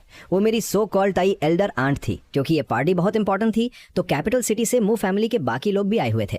मेरे ताऊ जी एल्डर अंकल की फैमिली, जिनके पास मू फैमिली की कंपनी, एंसेस्ट्रल प्रॉपर्टी और ज्यादातर वेल्थ का कंट्रोल है। और हाँ, वो आरोगेंट मू ओल्ड लेडी दादी भी आई थी। पर सच कहूँ तो मुझे उनकी इंटेंशंस में कोई खास सिंसियरिटी नहीं दिखी। पार्टी आज थी और ये लोग कल रात बड़े आराम से यहाँ पहुंचे। दादी तो मू फैमिली के विला में रुक गई, पर ताऊ जी की फैमिली सीधे सिटी के एक होटल में चली गई। मैंने अपना हाथ चिन पे रखा और सोचने लगा, लगता है मू शुआन की ताऊ जी की फैमिली के साथ बहुत अच्छी बॉन्डिंग है। इस ताई ने तो मुझे बस एक कैजुअल सी लुक दी थी और 2-4 फॉर्मल बातें करके टरका दिया था। मैं ये सब सोच ही रहा था कि अंदर से किसी के चलने की आवाज आई। मैं जल्दी से अपने कमरे में वापस गया। जब वो दोनों कमरे से बाहर निकलकर नीचे चले गए तब मैं फिर से अपने कमरे से बाहर आया। उसी वक्त पेशवेरो भी मुझे लेने ऊपर आ रही थी। मुझे एकदम रेडी और वेल ड्रेस देखकर उसके चेहरे पर बड़ी सी स्माइल आ गई। उसकी आंखों में मेरे लिए बहुत प्यार और एडमायरेशन था। शाओ चन, तुम आज बहुत हैंडसम लग रहे हो। और ये बात बिल्कुल सच थी। पेजुएरो को लगता था कि मेरे टेंपल में रहने और दुनियादारी से दूर होने की वजह से मेरे अंदर एक बहुत ही प्योर और क्लियर ऑरा आ गया है। वो मुझे जितना देखती उतना ही खुश होती और उतना ही उसे मुझ पर प्यार आता। उसने मन ही मन कसम खाई कि वो अपनी पूरी ताकत से मुझे प्रोटेक्ट करेगी ताकि मैं हमेशा ऐसा ही रहूं, बिना किसी टेंशन और फिक्र के। टाइम हो गया है, चलो मॉम तुम्हें नीचे ले चलती हैं। 2 कदम चलने के बाद मैंने कैजुअली पूछा, क्या हमें मू युअन को भी साथ नहीं बुलाना चाहिए? नहीं, कोई जरूरत नहीं है। आज की पार्टी तुम्हारे लिए है। वो अभी अपनी ताई के साथ है तो सब ठीक है। अगर उसे बुलाया तो वो फिर से ओवरथिंक करने लगेगा। वो आजकल बहुत सेंसिटिव हो गया है, कुछ भी सोच लेता है और इसी वजह से उन्हें समझ नहीं आ रहा था कि सिचुएशन को कैसे हैंडल करें। ताई जी उसे बहुत प्यार करती है ना? मैंने जितना ऑब्जर्व किया था, मेरे दाद और उनके बड़े भाई ताऊ जी के रिलेशन कुछ खास अच्छे नहीं थे। अगर होते तो प्रॉपर्टी बंटने के बाद दाढ़ सिटी आकर जीरो से अपना बिजनेस स्टार्ट क्यों करते? हाँ, वो हर साल कैपिटल सिटी में फैमिली गेट टुगेदर के लिए जाते जरूर थे, पर वो सिर्फ दादी की रेस्पेक्ट की वजह से। तो फिर ताई मुशवान को इतना फावोर क्यों करती हैं? पेजुएरो को इस बात में कुछ अजीब नहीं लगा। उसने कामली एक्सप्लेन किया, तुम्हें तो पता ही है तुम्हारे दाद की फैमिली के बारे में। उनका एक बड़ा भाई और एक बड़ी बहन है। तुम्हारे ताऊ जी और ताई का कोई बेटा नहीं है। तुम्हारी बुआ का एक बेटा है, पर आखिरकार उसका सरनेम म्यू तो नहीं है ना? तो पूरी फैमिली में सिर्फ मैं ही हूँ जिसने तुम जैसे प्यारे बेटे को जन्म दिया है। इसलिए ये कहते हुए पेशवेरो की आंखों में फिर से गिल्ट आ गया। ये सारा प्यार, ये सारी अटेंशन असल में तुम्हारे लिए थी शाओ चन। वो तुम हो जिसे पूरी मू फैमिली को पैम्पर करना चाहिए था। पर देखो डेस्टिनी ने कैसा खेल खेला। ये सब याद करके उसका दिल फिर से भारी हो गया। मैंने हल्की सी भौहें उठाई। ओहो, तो असली रीजन ये है, मुझे मू फैमिली में वापस आए आधा महीना हो गया था और आज मैं पहली बार पब्लिकली सबके सामने आ रहा था। पेचुएरो और दाद मेरे राइट और लेफ्ट में चल रहे थे। मैं सीढ़ियों से धीरे धीरे नीचे उतर रहा था। मेरी लुक्स और मेरा ऑरा देखकर सारे गेस्ट की नजरें मुझ पर टिक गईं। मेरे अंदर जरा सा भी डर, घबराहट या ऑकवर्डनेस नहीं। मेरे चलने और बात करने के तरीके से साफ पता चल रहा था कि मैं एक high class well mannered rich family का यंग मास्टर हूँ, जिसे बहुत केयरफुली पाला गया है। मूक शुआन ने जब देखा कि सारी लाइमलाइट मुझ पर है तो उसका दिल धक से रह गया। वो मुझे एकटक घूरे जा रहा था और उसकी आंखों में डिसअपॉइंटमेंट और डीप जेलसी साफ झलक रही थी। मूक शुआन, डरो मत, वो बस नाटक कर रहा है। ऐसे फेक बिहेव करना कोई बड़ी बात नहीं है। आखिरकार तुम ही वो इंसान हो जिसे मू फैमिली ने पाल पोस कर बड़ा किया है। ये मत भूलो कि तुम इस फैमिली के साथ 10 साल से ज्यादा रहे। भले ही वो सगा बेटा है तो क्या, इमोशन और बॉन्डिंग तो टाइम के साथ बनती है ना। लू मंकी ने मू शुआन की हालत नोटिस की और उसके हाथ को सहलाते हुए उसे प्यार से समझाया। मू शुआन ने जबरदस्ती एक स्माइल की। ताई जी मैं ठीक हूँ, सच में मैं उनके लिए बहुत खुश हूँ। मॉम डैड को उनका रियल सन मिल गया, ये तो बहुत अच्छी बात है। मैंने इतने साल मू फैमिली के साथ रहकर जो लग्जरी एंजॉय की है, सच कहूँ तो इसके लिए मुझे शाओ चन से माफी मांगनी चाहिए। लू मानकी ने उसे घूरते हुए डांटा, इसमें तुम्हारी क्या गलती है? तुम तो बस एक छोटे से बच्चे थे। ये तो उन पेरेंट्स की मिस्टेक है जो अपने बच्चे का ध्यान नहीं रख। ये जो भी आइडेंटिटी स्वैप का ड्रामा हुआ, इसके लिए तुम्हें ब्लाइम नहीं किया जा सकता। चलो अब टेंशन छोड़ो और फालतू की बातें मत सोचो। मैं तुम्हारे पेरेंट्स को बहुत अच्छे से जानती हूँ। उन्होंने तुम्हें इतने साल पाला है, तो भले ही उनका सगा बेटा वापस आ गया हो, वो तुम्हें इग्नोर नहीं करेंगे। अपना माइंडसेट पॉजिटिव रखो, खुद को किसी से कम मत समझो। बस एक बात दिमाग में बिठा लो, तुमने कुछ भी गलत नहीं किया। तुम्हें किसी से माफी मांगने की जरूरत नहीं है, समझे? मूक शुआन ने अपना होठ काटते हुए धीरे से सिर हिलाया और फिर कोई इरिटेट करने वाली बात नहीं की। हाँ, ये सच है कि मॉम डैड उससे प्यार करना बंद नहीं करेंगे, पर अब वो बात पहले जैसी तो बिल्कुल नहीं रहेगी। पहले चाहे हाई सिटी हो या कैपिटल सिटी, वो पूरी मू फैमिली का इकलौता पोता था। पूरी फैमिली उसे सिर आंखों पर बिठा कर रखती थी। उसकी हर डिमांड पूरी होती थी। सबके दिलों में और नजरों में सिर्फ वही था। लेकिन अब उसे ये डिफरेंस साफ दिखाई दे रहा था। जब से मूचन आया है, मॉम डैड का सारा फोकस उसी पर शिफ्ट हो गया है। यहाँ तक कि बहनों का भी बस 4th सिस्टर ही है जो अभी भी उसकी साइड लेती है। ये सब सोचकर मू एक्स को अंदर से बहुत खराब लग रहा था। जो चीजें पहले सिर्फ उसकी थी, अब वो सब किसी और के साथ शेयर करनी पड़ रही थी।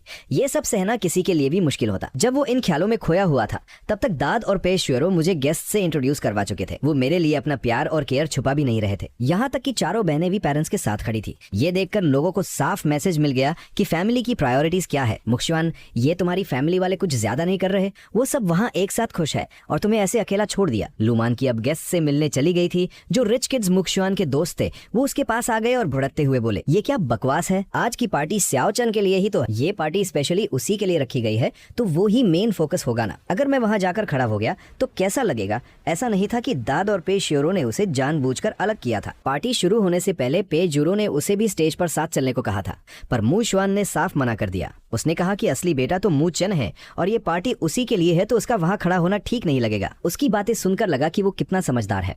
पेजुएरो ने भी सोचा कि शायद स्टेज पर जाने से उसका मजाक उड़ेगा और वो ऑकवर्ड फील करेगा, इसलिए उसने भी फिर जोर नहीं डाला। पर अब जब वो अकेले खड़ा था, उसे बुरा लग रहा था। वो भले ही मुंह से बोल रहा था कि उसे कोई प्रॉब्लम नहीं है, पर उसकी बातों में निराशा साफ झलक रही थी और उसके दोस्तों को ये बात बिल्कुल हजम नहीं हुई। मुक्शवान, भले ही मुचेन असली बेटा है, पर तुम भी तो 10 साल से ज्यादा इस फैमिली के साथ रहे हो ना। उसके आते ही तुम्हें ऐसे साइडलाइन कर देना कहाँ का इंसाफ है। एक और बेटा आ गया तो क्या, तुम भी तो इसी घर के हो, कायदे से तो वही नया आया है। ऐसी बातें मत करो, वो मॉम डैड का असली बेटा है। उसने पहाड़ों पर बहुत मुश्किलें झेली है, जबकि मैंने यहाँ मू फैमिली में मजे किए हैं। अगर उसे मुझसे प्रॉब्लम है तो वो नॉर्मल है, मैं ये बात समझता हूँ और मैं उससे कोई नाराजगी नहीं रखूँ। मू शुआन ने बहुत ही बड़ा दिल रखने की एक्टिंग की। उसके दोस्तों ने मुंह बनाते हुए मेरी तरफ बहुत ही डिस्गस्ट और गंदी नजर से देखा। वो पहाड़ों में पला बढ़ा है, शायद उसने अपनी लाइफ में कभी टीवी भी नहीं देखा होगा। मैं तो इमेजिन भी नहीं कर सकता कि ऐसा गवार इंसान भी हो सकता है। अगर किसी में थोड़ा सा भी दिमाग होगा तो वो समझ जाएगा कि किसे फेवर करना चाहिए। तुम वो इंसान हो जिसे मू फैमिली ने इतना पैसा लगा के अच्छे से। मू शुआन ने लगातार हाँ में से हिलाया।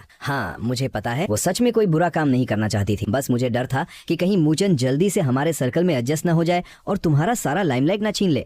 इसलिए मैंने सोचा कि पहले ही दोस्तों को बता दूं ताकि बात फैले। कुछ और ना सही, कम से कम इससे थोड़ा बहुत इफेक्ट तो पड़ेगा ही। वो लोग बात ही कर रहे थे कि उन्होंने देखा कि आज की पार्टी का मेन स्टार यानी मैं उन्हीं की तरफ आ रहा हूँ। उन सब की शक्लें थोड़ी बदल गईं, पर उन्होंने जल्दी से खुद को नॉर्मल दिखाने की कोशिश की। वो खुद को तसल्ली दे रहे थे कि मैंने जो कहा वो इसने थोड़ी ना सुना होगा, डरने की क्या बात है, और वैसे भी हम गिल्टी क्यों फील कर। मूक शुआन भी अंदर से डरा हुआ था, इसलिए उसने नोटिस ही नहीं किया कि उसका एक दोस्त मुझे देखकर एकदम पीला पड़ गया था। उसने जल्दी से अपनी आंखें नीचे कर ली। उसके हाथ नर्वसनेस से आपस में जुड़ गए और फिर झटके से अलग हो गए। उसने एकदम नॉर्मल और काम दिखने की एक्टिंग की। आज तुम बहुत हैंडसम लग रहे हो। मू शुआन ने एक बहुत ही सॉफ्ट और स्वीट स्माइल के साथ मेरी तारीफ की। मैंने बस हल्का सा सिर हिलाया। मेरा हैंडसम दिखना तो ऑब्वियस सी बात थी ना। वैसे ये सच में एक बहुत ही अजीब कोइंसिडेंस। मू शुआन का चेहरा काफी हद तक मेरे असली मूचन के जैसा ही दिखता था। जब मैंने पहली बार वांगसी सिटी में मूचन की सोल को देखा था तो मैं खुद भी शॉक रह गया था। मैंने इमेजिन भी नहीं किया था कि ये नया बेचारा गोश्त मेरे जैसा दिखेगा। बाद में मैंने सोचा कि शायद यही डेस्टिनी का कोई मजाक है। मैंने उसकी तारीफ को बहुत आराम से एक्सेप्ट किया और फिर मेरी नजर मू शुआन के साइड में खड़े उस आदमी पर गई।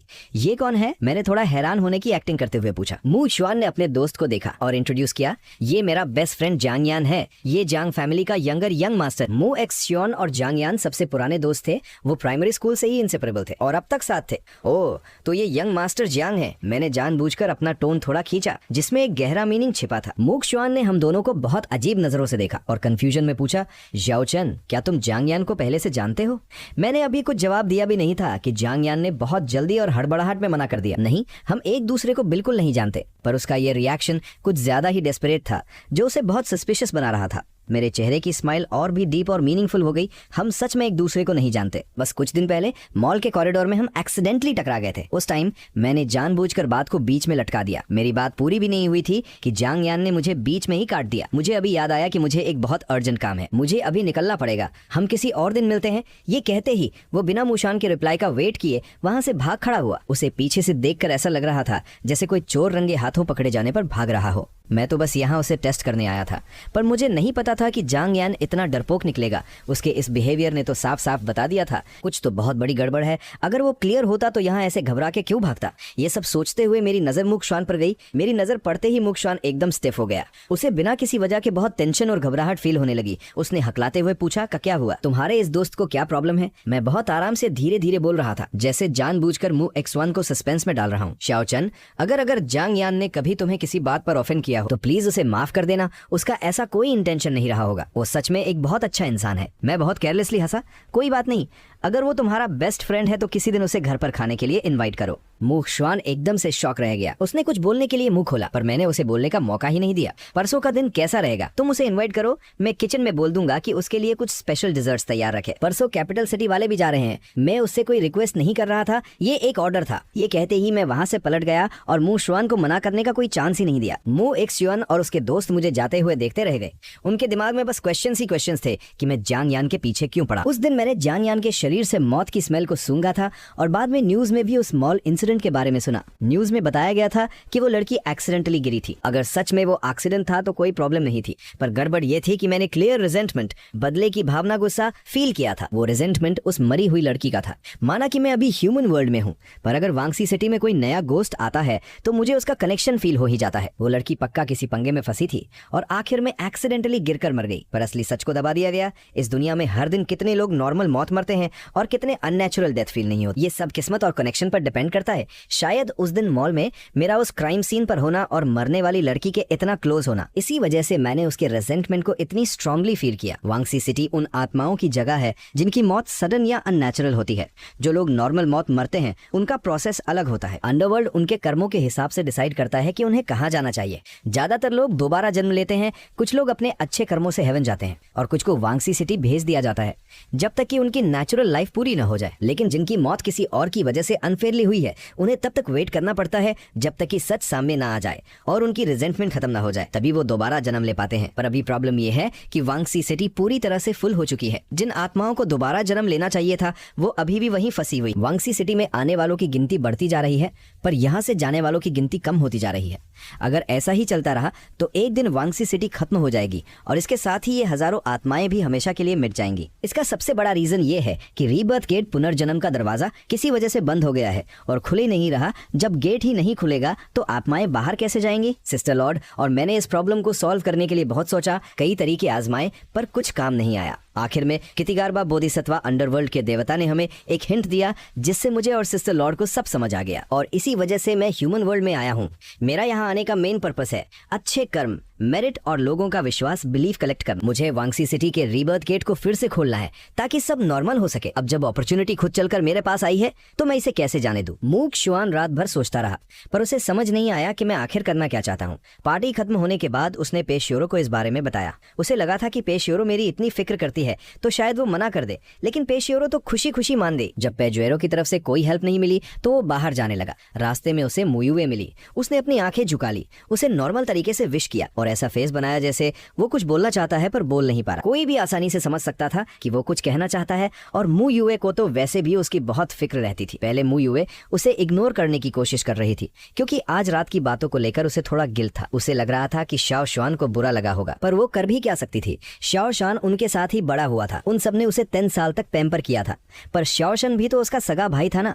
दोनों ही उसके लिए इंपॉर्टेंट थे। वो ये तो नहीं कर सकती थी कि शाओ शुआन को बचाने के चक्कर में अपने सगे भाई शाओ चन को हर्ट कर दे। अगर उसने ऐसा किया होता तो मॉम डैड उसे धक्के मारकर घर से निकाल देते। इसलिए उसे समझ नहीं आ रहा था कि वो शाओ शुआन को कैसे फेस करे, तो उसने सोचा कि उसे अवॉइड करना ही बेटर है। पर जब उसने शाओ शुआन का वो दुखी और डरा हुआ चेहरा देखा तो उसका दिल पिघल गया। शाओ शुआन, क्या तुम फोर्थ सिस्टर से कुछ कहना चाहते हो? मु युक्सन ने अपना होठ काटा और थोड़ा हेजिटेशन के साथ बोला, फोर्थ सिस्टर शाओ चन, मुझे नहीं पता कि जांग यान ने उसे गुस्सा दिलाया है या नहीं। अगर सच में ऐसा है तो मैं जांग यान की तरफ से माफी मांगने को तैयार हूँ, पर शाओ चन, उसने मुझे जंग यान को घर बुलाने के लिए कहा है। फोर्थ सिस्टर, क्या शाओ चन कोई प्रॉब्लम क्रिएट करना चाहता है? मु युए की भौहें सिकुड़ गई। उसे भी मेरा ये बिहेवियर अजीब लग रहा था। थोड़ा सोचने के बाद उसने कहा, कोई बात नहीं, मैं वैसे भी फ्री हूँ तो मैं घर पर ही रुकूंगी। मैं उसे कुछ भी गलत नहीं करने दूंगी। मु एक्सयूएन थोड़ी देर चुप रहा, फिर बोला, फोर्थ सिस्टर, क्या हम इसे कैंसिल नहीं कर सकते? शाओ चन मेरा भाई है और जांग यान मेरा दोस्त। मैं नहीं चाहता कि उन दोनों के बीच कोई झगड़ा हो। मु युए ने अपना सिर खुजाया। शाओ एक्सयूएन, तुम्हें पता है ना घर की सिचुएशन कैसी है। अगर वो तुम्हारे दोस्त को इन्वाइट करना चाहता है तो मॉम डैड पक्का मान जाएंगे, बल्कि वो खुश होंगे, तो उसे मना करने का कोई रीजन ही नहीं है। अगर तुमने मना किया तो मॉम पक्का तुम्हारा ही मजाक उड़ाएगी। मूक स्वान को इतना दुखी देखकर मु युए ने छाती ठोककर प्रॉमिस किया, तुम टेंशन मत लो, मैं उस दिन सब नजर रखूंगी और शाओ चन को जंग यान के साथ कुछ भी बुरा नहीं करने दूंगी। जब बात यहाँ तक आ गई तो मु शुआन के पास और कोई ऑप्शन नहीं था। वो जांग यान को इसलिए भी रोकना चाहता था क्योंकि उसे अंदर से बहुत अजीब और घबराहट वाली फीलिंग आ रही थी। उसे अपनी गुड फीलिंग पर बहुत भरोसा था, पर जब वो उसे रोक ही नहीं सकता तो अब उसे कोई और तरीका सोचना पड़ेगा। खैर, कुल मिलाकर आज की वेलकम पार्टी बहुत सक्सेसफुल रही। दादी ने भले ही बहुत ज्यादा खुशी या एक्साइटमेंट नहीं दिखाई, पर वो इतनी बेवकूफ भी नहीं थी कि इतने लोगों के सामने कोई तमाशा खड़ा कर दे। पूरी रात शांति से निकल गई और सारे गेस्ट खुशी खुशी वापस चले गए। मू फैमिली में आने के बाद से मुझे पूरी आजादी थी। पेशवेरो और डैड ने कभी मुझ पर कोई रूल्स थोपने की कोशिश नहीं की। उन्होंने साफ कह दिया था कि मैं जैसे कंफर्टेबल फील करूं वैसे रह सकता हूं। मैं रोज तब तक सोता था जब तक मेरी खुद से नींद नहीं खुल जाती थी। आखिरकार सुबह जल्दी उठकर भी मुझे क्या ही करना था, और वैसे भी मैं दुनिया को समझने के लिए पूरी रात इंटरनेट पर लगा रहता था, तो लेट उठना जायज था। मू फैमिली में कोई मुझे कुछ नहीं कहता था, पर मैं भूल गया था कि अभी घर में कुछ एक्स्ट्रा लोग भी है जिन्हें शायद मेरे को ज्यादा पसंद नहीं था। सुबह जैसे ही मैं नीचे आया मुझे ताने पड़ने शुरू हो गए। सब बड़े बुजुर्ग उठ चुके हैं और तुम अब जाकर उठ रहे हो। दादी ने सीढ़ियों से नीचे आते हुए मुझे देखा। उन्होंने मुझे घूरते हुए बहुत ही गंदे टोन में कहा, जरा शाओ शान को देखो, वो सुबह जल्दी उठ के ब्रेकफास्ट तैयार करने में हेल्प कर रहा है। तुम्हें उससे कुछ सीखना चाहिए, कम से कम बड़ों के लिए थोड़ी रेस्पेक्ट तो दिखाओ। ये सुनकर पेशवेरो को बहुत बुरा लगा। मॉम, घर में ऐसा कोई काम नहीं है जिसके लिए हेल्प की जरूरत हो। बच्चों को जब तक सोना है सोने दीजिए, और वैसे भी अभी बहुत लाते नहीं हुआ है। फोर्थ सिस्टर भी तो अभी नहीं उठी है, और बड़ों की रिस्पेक्ट करना सुबह जल्दी उठने से तय नहीं होता। पेशवेरो ने बिना सोचे समझे अपने बेटे को डिफेंड किया, पर उसे रियलाइज नहीं हुआ कि उसकी बातों से मू xuan को बुरा लग सकता है। ऐसा लग रहा था जैसे वो कह रही हो कि मू इक्सियोन जानबूझकर सुबह जल्दी उठकर सबको खुश करने का ड्रामा कर रहा है। मैं इन सब बातों से बिल्कुल डिस्टर्ब नहीं हुआ। मैं आराम से अपनी जगह पर बैठा मू xuan को बहुत ही सरप्राइज लुक से देखा और बोला, मुझे यहाँ आए इतना टाइम हो गया, क्या सबने खा लिया और मेरे लिए कुछ नहीं छोड़ा? मैंने तो नोटिस किया है कि तुम हमेशा मुझसे लेट उठते हो। अच्छा, तो तुम पहले उठकर ब्रेकफास्ट बनाते हो और फिर वापस जाकर सो जाते हो। ये सुनकर मू xuan का चेहरा शर्म से लाल हो गया। मेरे वापस आने के बाद से वो बहुत अनकंफर्टेबल फील कर रहा था और हमेशा मुझसे बचने की कोशिश करता था, इसलिए वो जानबूझकर लेट उठता था। और वैसे भी छुट्टियां चल रही थी तो खाने के अलावा वो पूरा दिन अपने कमरे में ही घुसा रहता था। और रही बात ब्रेकफास्ट बनाने की, घर में नौकर थे ना, वो मू फैमिली का यंग मास्टर था, तो वो रोज किचन में क्या ही करता। दादी तुम्हारी इतनी तारीफ कर रही हैं, मतलब तुम खाना बहुत अच्छा बनाते हो, कल मैं भी तुम्हारा बनाया हुआ खाना टेस्ट करना चाहूंगा। मैंने मुस्कुराते हुए कहा। मैंने उसे खाना बनाने के लिए फोर्स नहीं किया, पर मेरे बोलने का तरीका ऐसा था कि मतलब साफ समझ आ रहा था। दादी को ये बिल्कुल पसंद नहीं आया।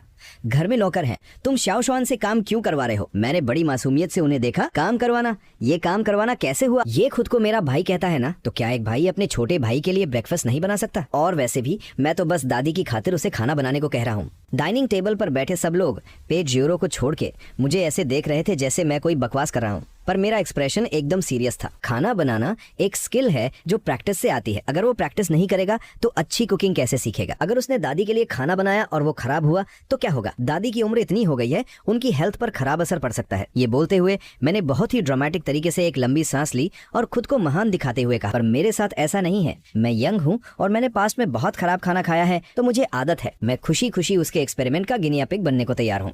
ये सुनकर पेशवेरो का भी दिमाग घूम गया। वो सोच रही थी कि शाओचन इतनी बेशर्मी से, इतने कॉन्फिडेंट तरीके से ये सब कैसे बोल सकता है। मेरी बातों ने तो मू xuan को रुला ही दिया था। लुमान की भुएं सिकुड़ गईं। तुम कुछ ज्यादा ही अग्रेसिव हो। तुम्हारी दादी ने बस एक छोटी सी बात कही और तुमने उसके जवाब में 10 बातें सुना दी। तुम्हें डर नहीं लगता कि दादी को बुरा लगेगा? और शाओ xuan के बारे में क्या बोल रहे हो तुम? इतनी अच्छी बात को तुमने किस तरह से घुमा दिया? उसने मुझे बहुत ही डिसअप्रूव करते हुए देखा। मुझे पता है कि तुम्हारे मन में गुस्सा है। तुम्हें लगता है कि शाओ xuan ने इतने साल तुम्हारी जगह लेकर मजे किए हैं, पर वो भी तो तब एक बच्चा ही था ना। उसे क्या पता था? वो भी तुम्हारी तरह ही इनोसेंट है। तुम उसे फालतू में क्यों टारगेट कर रहे हो? शाओ xuan का नाचर बहुत सॉफ्ट है। अगर वो तुम्हें अपना भाई मानता है तो वो सच में मानता है। क्या तुम्हें एक और भाई का प्यार नहीं चाहिए? तुम ऐसा क्यों कर रहे हो? वो बहुत ही डिसअपॉइंट होकर अपना सिर हिलाने लगी। पेशवेरो अंदर ही अंदर बहुत गुस्सा हो रही थी। वो खुद को कंट्रोल करने की कोशिश कर रही थी, पर उसका चेहरा एकदम लाल हो चुका था। भाभी, आप गलत समझ रही हैं। शाओचन किसी को टारगेट नहीं कर रहा है।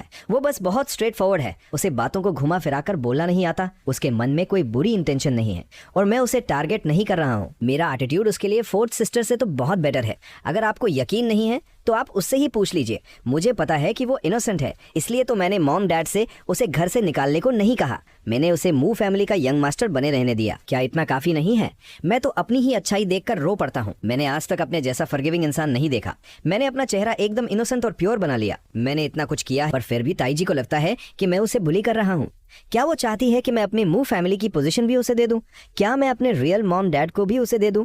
मैंने रियल मॉम डैड वर्ड्स पर जानबूझकर बहुत जोर दिया। लू मन की एकदम से चुप हो गई। अब वो बोल भी क्या सकती थी? शायद मेरे एक्सप्रेशंस इतने रियल थे कि उसे समझ ही नहीं आ रहा था कि मैं ये सब जानबूझकर बोल रहा हूँ या अनजाने में। दादी भी मेरी बातें सुनकर एकदम शॉक में थी। उन्होंने रिफ्लेक्सिवली एक बड़े होने का रुतबा दिखाकर मुझे दबाने की कोशिश की, पर मैंने उन्हें बोलने का चांस ही नहीं दिया। आपको टेंशन है कि मैं मू xuan को बुली करूंगा? मॉम डैड ने बताया है कि आप सब उसे बहुत बहुत प्यार करते हैं। तो एक काम करते हैं, आज से वो दादी के साथ ही कैपिटल सिटी में रहेगा।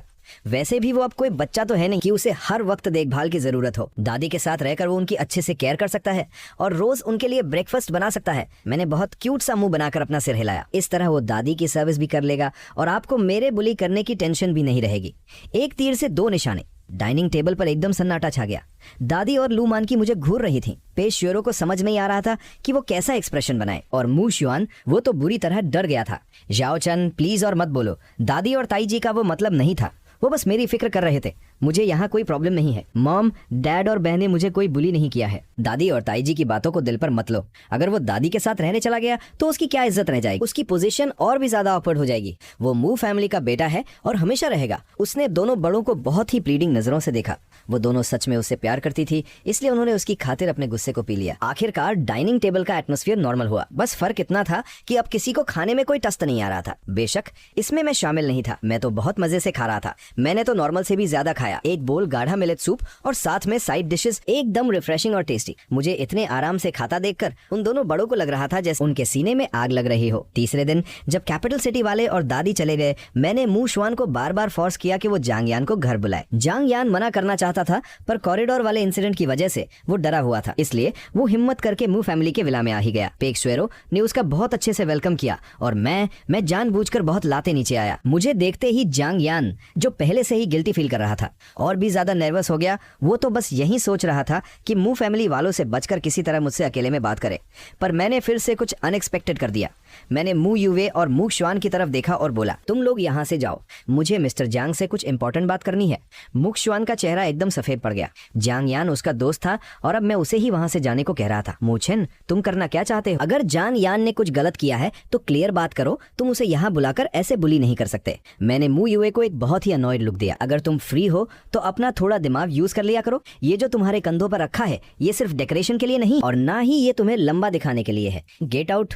मू फैमिली की बाकी तीनों बहनें तो काफी स्मार्ट और सेंसिबल लग रही थी, फिर ये अकेली इतनी बेवकूफ कैसे हो सकती है? मू युवे गुस्से से पागल हो रही थी। उसने कुछ बोलने के लिए मुंह खोला, पर मैंने जोर से चिल्लाकर कहा, माम। मू युवे डर के मारे कांप गई और तुरंत अपना मुंह बंद कर लिया। मेरी आवाज सुनकर पेजोरो जल्दी से बाहर आई। शाओचन, क्या हुआ? माम, मैं मू शुआन के दोस्त को गार्डन में ले जाकर बात करना चाहता हूँ, क्या मैं ले जा सकता हूँ? पेजोरो को इसमें कुछ भी अजीब नहीं लगा। उसने हंसते हुए कहा, हाँ बिल्कुल जाओ, अभी वहाँ अच्छी धूप भी, इसे परेशान मत करो। मू शुआन ने जल्दी से बीच में आते हुए कहा, मैं भी तुम्हारे साथ चलूंगा।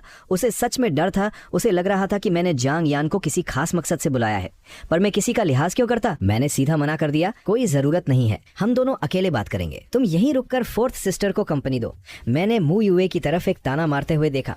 ये तो स्पेशली घर पर रुकी है ताकि कोई तुम्हें बुली न कर सके। ये कहते ही मैं वहां से मुड़ गया। मुझे परवाह भी नहीं थी कि जांग यान मेरे पीछे आएगा या नहीं। मू युवे का चेहरा शर्म से लाल हो गया। उसे अब पक्का यकीन हो गया था कि ये जो नया भाई आया है ये बहुत ही चालाक है। देखो उसने अभी क्या कहा। उसने बातों बातों में मॉम को मेरे खिलाफ भड़का दिया। उसने इनडायरेक्टली कह दिया कि मैं घर पर इसलिए रुकी हूँ क्योंकि मुझे शक था कि वो शाओ शुआन को बुली करेगा। ये कितना चालू है, तुमने मुझे क्यों बुलाया? जांग यान ने बहुत ही डिफेंस मोड में मुझसे पूछा।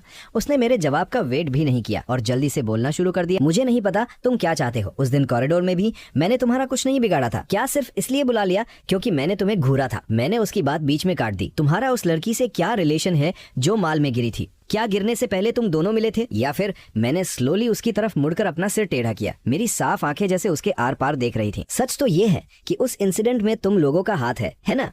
जांग यान का चेहरा एकदम से सफेद पड़ गया।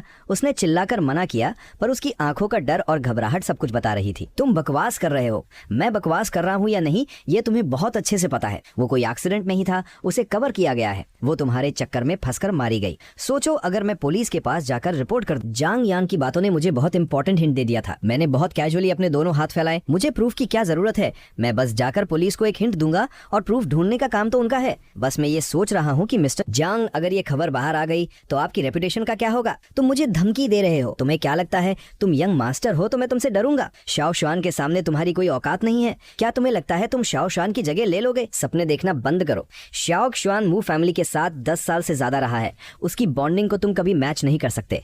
मैंने उसे बहुत ही अजीब नजरों से देखा। मैं मू शुआन से कम्पीट क्यों करूंगा? वो अडॉप्टेड है और मैं सगा बेटा हूँ। सगा बेटा अडॉप्टेड बेटे की जगह क्यों लेगा? क्या मेरा दिमाग खराब है? और हाँ, एक बात क्लियर कर दूं, मैं तुम्हें धमकी नहीं दे रहा हूँ। अगर तुम चाहते हो कि लोगों को पता ना चले तो गलत काम मत करो। वो लड़की, मैंने अपनी बात पूरी की और वहां से चला गया। मैं उससे और डिटेल्स पूछ सकता था, पर मैंने अपना टाइम वेस्ट करना ठीक नहीं समझा। अगर मैं कुछ नहीं भी कहूंगा तो भी जब उस लड़की का रेजेंटमेंट, बदला लेने की भावना काफी बढ़ जाएगा तो वो खुद ब खुद उसे ढूंढ लेगी। जांग यान ने मेरी बातों को बिल्कुल सीरियसली नहीं लिया। मू शुआन ये जानने के लिए बेचैन था कि मैंने जांग यान से ऐसा क्या कहा कि वो इतने गुस्से में वहां से गया। ज़ियाओ चन, क्या तुमने सच में उसे परेशान किया है? पर जब उसने मेरा एक्सप्रेशन देखा तो उसे लगा कि अगर उसने कुछ और पूछा तो मैं उसे ऐसी बात बोल दूंगा कि उसे छुपने के लिए जगह ढूंढनी पड़ेगी। मैं बस ये सोच रहा था कि ये न्यूज बाहर आने में कितना टाइम लगेगा, पर मुझे उम्मीद नहीं थी कि ये इतनी जल्दी फैल जाएगी। जब मैंने इंटरनेट पर इस मामले को वायरल होते देखा तो मुझे ये बहुत नॉर्मल लगा। आखिरकार मैं रोज टीवी देखता हूँ, मुझे पता है कि इस सोसाइटी में चीजें कितनी फास्ट है। कोई भी न्यूज इंटरनेट पर डाल दो, वो किसी भी एडवर्टाइजमेंट से ज्यादा फास्ट फैलती है। मुझे लगता है सच सामने लाने का ये सबसे शायद इसलिए क्योंकि हम उस मॉल में थे जब वो इंसिडेंट हुआ था, तो पेशवेरों ने भी वो न्यूज देखने की हिम्मत जुटा ली। पहले उसे लगा था कि वो बस एक नॉर्मल एक्सीडेंट था, पर अब जब इतनी बड़ी कंट्रोवर्सी खड़ी हो गई थी तो बात कुछ और ही लग रही थी। अगर सच में वैसा ही है जैसा उसके पेरेंट्स कह रहे हैं तो ये बहुत ही ट्रैजिक है। वो लड़की सिर्फ 25 साल की थी। कितनी यंग थी, सुना है वो अपने पेरेंट्स की इकलौती बेटी थी। अब जब वो ही नहीं रही तो पेरेंट्स का रो रो कर बुरा हाल होना तो नॉर्मल है। वो इस केस को ऐसे ही कैसे जाने देंगे? अगर मेरे बेटे के साथ भी कुछ अनहोनी हो जाए तो मैं भी पागल हो जाऊंगी। ये सोचकर पेशवेरों ने जल्दी से अपने मन में थू थू किया। उसे ज़ियाओ चन इतने सालों बाद मिला है, अभी तो उनकी पूरी लाइफ पड़ी है। माँ बेटे के पास साथ बिताने के लिए बहुत टाइम है। न्यूज में लड़की के पेरेंट्स बता रहे थे कि उनकी बेटी बहुत ही स्वीट, क्वाइट और सीधी सादी थी। उसके ज्यादा दोस्त भी नहीं थे। उनकी फैमिली नॉर्मल मिडिल क्लास थी और उस लड़की को महंगी चीजें खरीदने का कोई शौक नहीं था। आज की लड़कियों की तरह वो फालतू खर्चे नहीं करती। वो अपने लिए मुश्किल से ही कोई पर्सनल चीज खरीदती थी। वो जो भी कमाती थी सब घर खर्च के लिए दे देती थी। उसकी लाइफ सिर्फ दो ही चीजों के इर्द गिर्द घूमती थी, जॉब और घर। तो फिर वो उस महंगे और हाई एंड मॉल में क्या कर रही थी? वो मॉल ऐसा था जहां वो नॉर्मल डेज में जाना तो दूर सोच भी नहीं सकती थी। उस दिन जब वो घर से निकली थी तो वो थोड़ी अजीब लग रही थी, पर हमने ज्यादा ध्यान नहीं दिया। हमें क्या पता था कि ऐसा कुछ हो जाएगा। शुरुआत में सबको लगा कि ये एक एक्सीडेंट है, पर जब पेरेंट्स ने उसकी चीजें पैक करनी शुरू की तो उन्हें एक सीक्रेट पता चला। उनकी बेटी के साथ बहुत अनफेयर ट्रीटमेंट हो रहा था और उन्हें पक्का शक था कि उसकी मौत कोई एक्सीडेंट नहीं है। उन्हें इंसाफ चाहिए था और सच जानना था। टीवी पर रोते हुए पेरेंट्स को देखकर मू युएन बहुत ही डरा हुआ लग रहा था। वो बार बार अपनी नजरें चुरा रहा था। उसने अपने हाथ घुटनों पर, वो बहुत बेचैन लग रहा था और उसका चेहरा एकदम पीला पड़ गया था। मैंने नोटिस किया कि न्यूज देखकर उसका एक्सप्रेशन कैसे अजीब सा हो गया था। जांग यान के साथ उसके रिलेशन को याद करते हुए मेरे दिमाग में एक आइडिया आया। मैंने अचानक उससे पूछा, तुम इतने डरे हुए और घबराए हुए क्यों लग रहे हो? क्या तुम उस मरी हुई लड़की को जानते हो, या फिर क्या तुमने कुछ ऐसा किया है जो तुम किसी को बता नहीं सकते? मू शुआन जैसे एकदम से डर गया। उसने झटके से सिर उठाया और मुझे घूरते हुए बहुत ही तीखी आवाज में बोला, ज़ियाओ चन, तुम क्या बकवास कर रहे हो? माना कि तुम्हें मुझसे प्रॉब्लम है, पर तुम ऐसी गंदी बातें कैसे बोल सकते हो? पेशवेरों पहले तो मेरी बात सुनकर शॉक रह गई और फिर मू शुआन की तेज आवाज सुनकर डर गई। ज़ियाओ शुआन, क्या तुम सच में उस बेचारी लड़की को जानते हो? क्या वो तुम्हारे स्कूल की किसी क्लासमेट की रिलेटिव है? ये पॉसिबल हो सकता था। मू शुआन एक बहुत ही महंगे प्राइवेट हाई स्कूल में पढ़ता था। वहाँ की फीस बहुत ज्यादा थी, पर स्कूल हर साल कुछ ऐसे ब्राइट स्टूडेंट्स को भी एडमिशन देता था जो इंटेलिजेंट तो थे, पर गरीब होने की वजह से फीस अफोर्ड नहीं कर सकते थे। हो सकता है वो लड़की उन्हीं में से किसी क्लासमेट की बहन या रिश्तेदार हो। मू शुआन का चेहरा फिर से बदल गया। अगर तुमने कुछ गलत नहीं किया तो तुम्हें डर किस बात का है? तुम और तुम्हारे वो दोस्त मिस्टर जैंग, तुम दोनों ही बहुत अजीब बिहेव कर रहे हो। जब भी इस मामले का जिक्र होता है तुम दोनों ऐसे डर जाते हो जैसे तुम्हारे चेहरे पर लिखा हो कि इसमें हमारा हाथ है। तुमने न्यूज में तो देख ही लिया है, मामला अब बहुत बड़ा हो चुका है। पुलिस इन्वेस्टिगेट करेगी तो सब कुछ बाहर आ ही जाएगा। इससे बेटर है कि तुम अभी सच बता दो ताकि हम कोई सोल्यूशन। पेक ज़ियाओ को पहले मेरी बातों पर यकीन नहीं हुआ था, पर जब उसने मू शुआन का एक्सप्रेशन देखा तो उसका दिल धक से रह गया। एक्शो, माम, मैं सच कह रहा हूँ, मेरा इससे कोई लेना देना नहीं है। मू शुआन रोने लगा। माम, मैं कैसा हूँ ये ज़ियाओ चन को नहीं पता, पर आपको तो पता है ना, आपने मुझे 10 साल से ज्यादा पाला है। उसे फिर से ये विक्टिम कार्ड प्ले करते देख मेरा मन किया कि अपनी आंखें घुमा लो। नाटक करना बंद करो। तुम्हारी चोरी तो साफ पकड़ी गई है। अगर तुमने ये नहीं किया तो पक्का तुम्हारा इससे कोई न कोई कनेक्शन जरूर है। मैं भी देखता हूँ कि तुम दोनों और कितनी देर तक इस बात को छुपा पाते हो। मैं उठा और अपने कमरे में चला गया। वो इतना गुस्सा था कि सच में रोने लगा। माम, आपने देखा ना, जब से ज़ियाओ चन वापस आया है मैं हर बात पर कॉम्प्रोमाइज कर रहा हूँ। मुझे पता है कि मुझे उससे कम्पीट करने का कोई राइट नहीं है और मुझे करना भी नहीं चाहिए। मैं बस चाहता हूँ कि हम दोनों शांति से रहें और मैं आप दोनों की केयर कर सकूं, पर उसे मुझसे इतनी प्रॉब्लम है, मैं जो भी करता हूँ वो मुझे ताना मारता है। आज जब जांग यान गुस्से में यहाँ से गया तो मुझे पता भी नहीं कि शाओचन ने उसे ऐसा क्या बोल दिया। मॉम आप ही बताइए मैं क्या करूं? अगर ऐसा ही चलता रहा तो बेटर है कि मैं इस घर से चला जाऊं। भले ही मैं 18 साल का नहीं हुआ हूं, पर मैं अपनी देखभाल खुद कर सकता हूं। आप लोगों ने इतने साल मुझे पाला है, ये मेरे लिए बहुत बड़ी बात है। मैं आपसे और कुछ नहीं मांगूंगा। ऐसा लग रहा था जैसे वो अपने अंदर का सारा डर, टेंशन, ह्यूमिलिएशन और गुस्सा एक साथ बाहर निकाल रहा है। वो अपना मुंह हाथों से छुपाकर बुरी तरह रोने लगा। पेशेवरों को उसे ऐसे रोते देखकर बहुत बुरा लगा। आखिरकार दोनों ही उसके बेटे थे। शाओचन उसका अपना खून था तो जाहिर है वो उसे बहुत प्यार करती थी, पर शाओशान भी तो 10 साल से ज्यादा उसके साथ रहा था। भले ही वो अडॉप्टेड था, पर वो उसे सगे बेटे की तरह ही मानती थी। वो इतनी बेवकूफ नहीं थी कि ये सोचे कि दोनों भाई एकदम बेस्ट फ्रेंड्स बन जाएंगे। वो बस इतना चाहती थी कि दोनों शांति से रहें। और शाओचन ने खुद कहा था कि उसे शाओशान के यहाँ रहने से कोई प्रॉब्लम नहीं है। बस शाओचन की जबान थोड़ी, वो बिल्कुल भी शुगर कोट करके नहीं बोलता था। घर में तो फैमिली मेंबर्स उसकी बातों को बर्दाश्त कर लेते, पर बाहर जाकर वो ऐसा करेगा तो क्या होगा, ये सोचते सोचते पेशेवरों का दिमाग किसी और ही डायरेक्शन में चला गया। मुंह एक्सचैन रोता रहा, पर जब उसे पेशेवरों की तरफ से कोई दिलासा नहीं मिला तो वो थोड़ा हैरान हुआ। उसने धीरे से आंखें उठाकर देखा तो वो और भी ज्यादा हर्ट हो गया। मॉम ऐसे टाइम पर ख्यालों में खोई हुई थी। अब तो वो सच में बहुत दुखी हो गया था। मैं अपने कमरे में पहुंचा और मुझे तुरंत एक अजीब सी वाइब फील हुई। मैंने धीरे से हाथ हिलाकर कमरे में एक बैरियर बना दिया। बाहर आओ। काफी देर बाद एक बहुत ही धुंधली सी आवाज कांपते हुए आई। मैंने उस तरफ देखा तो एक परछाई डर के मारे कोने में सिकुड़ गई। तुम गोस्ट बन गए हो, पर अभी भी इतने डरपोक हो। कोई हैरानी की बात नहीं कि वो अमीरजादे तुम्हें बुली करते थे। मुझे सच में शक हो रहा था कि ये गोस्ट जो इतना डरपोक है ये मेरे किस काम आएगा। क्या ये सच में मेरी हेल्प कर पाएगी? मुझे बहुत डाउट हो रहा था। तुमने मुझे यहाँ कैसे ढूंढा? अगर तुमने जवाब नहीं दिया तो मैं तुम्हें बाहर फेंक दूंगा। वो परछाई एकदम से डर गई और जल्दी से बोली, मैं वेन येमो हूँ। कुछ दिन पहले मॉल में मेरे साथ वो एक्सीडेंट हुआ था। इतना बोलते ही उसकी आवाज दुखी हो गई। मुझे ये एक्सेप्ट करने में बहुत दिन लग गए कि मैं अब जिंदा नहीं हूँ। ये सब बिलीव करना बहुत मुश्किल था। जिस वक्त मैं ऊपर से गिर रही थी मुझे पता था कि मैं नहीं बचूंगी, और अगर बच भी गई तो बुरी तरह इंजर्ड हो जाऊंगी। मेरी फैमिली मेरा मेडिकल का खर्चा नहीं उठा पाती, तो शायद मेरा मरना ही ठीक था। मुझे समझ नहीं आ रहा कि मैं खुश हूँ या दुखी।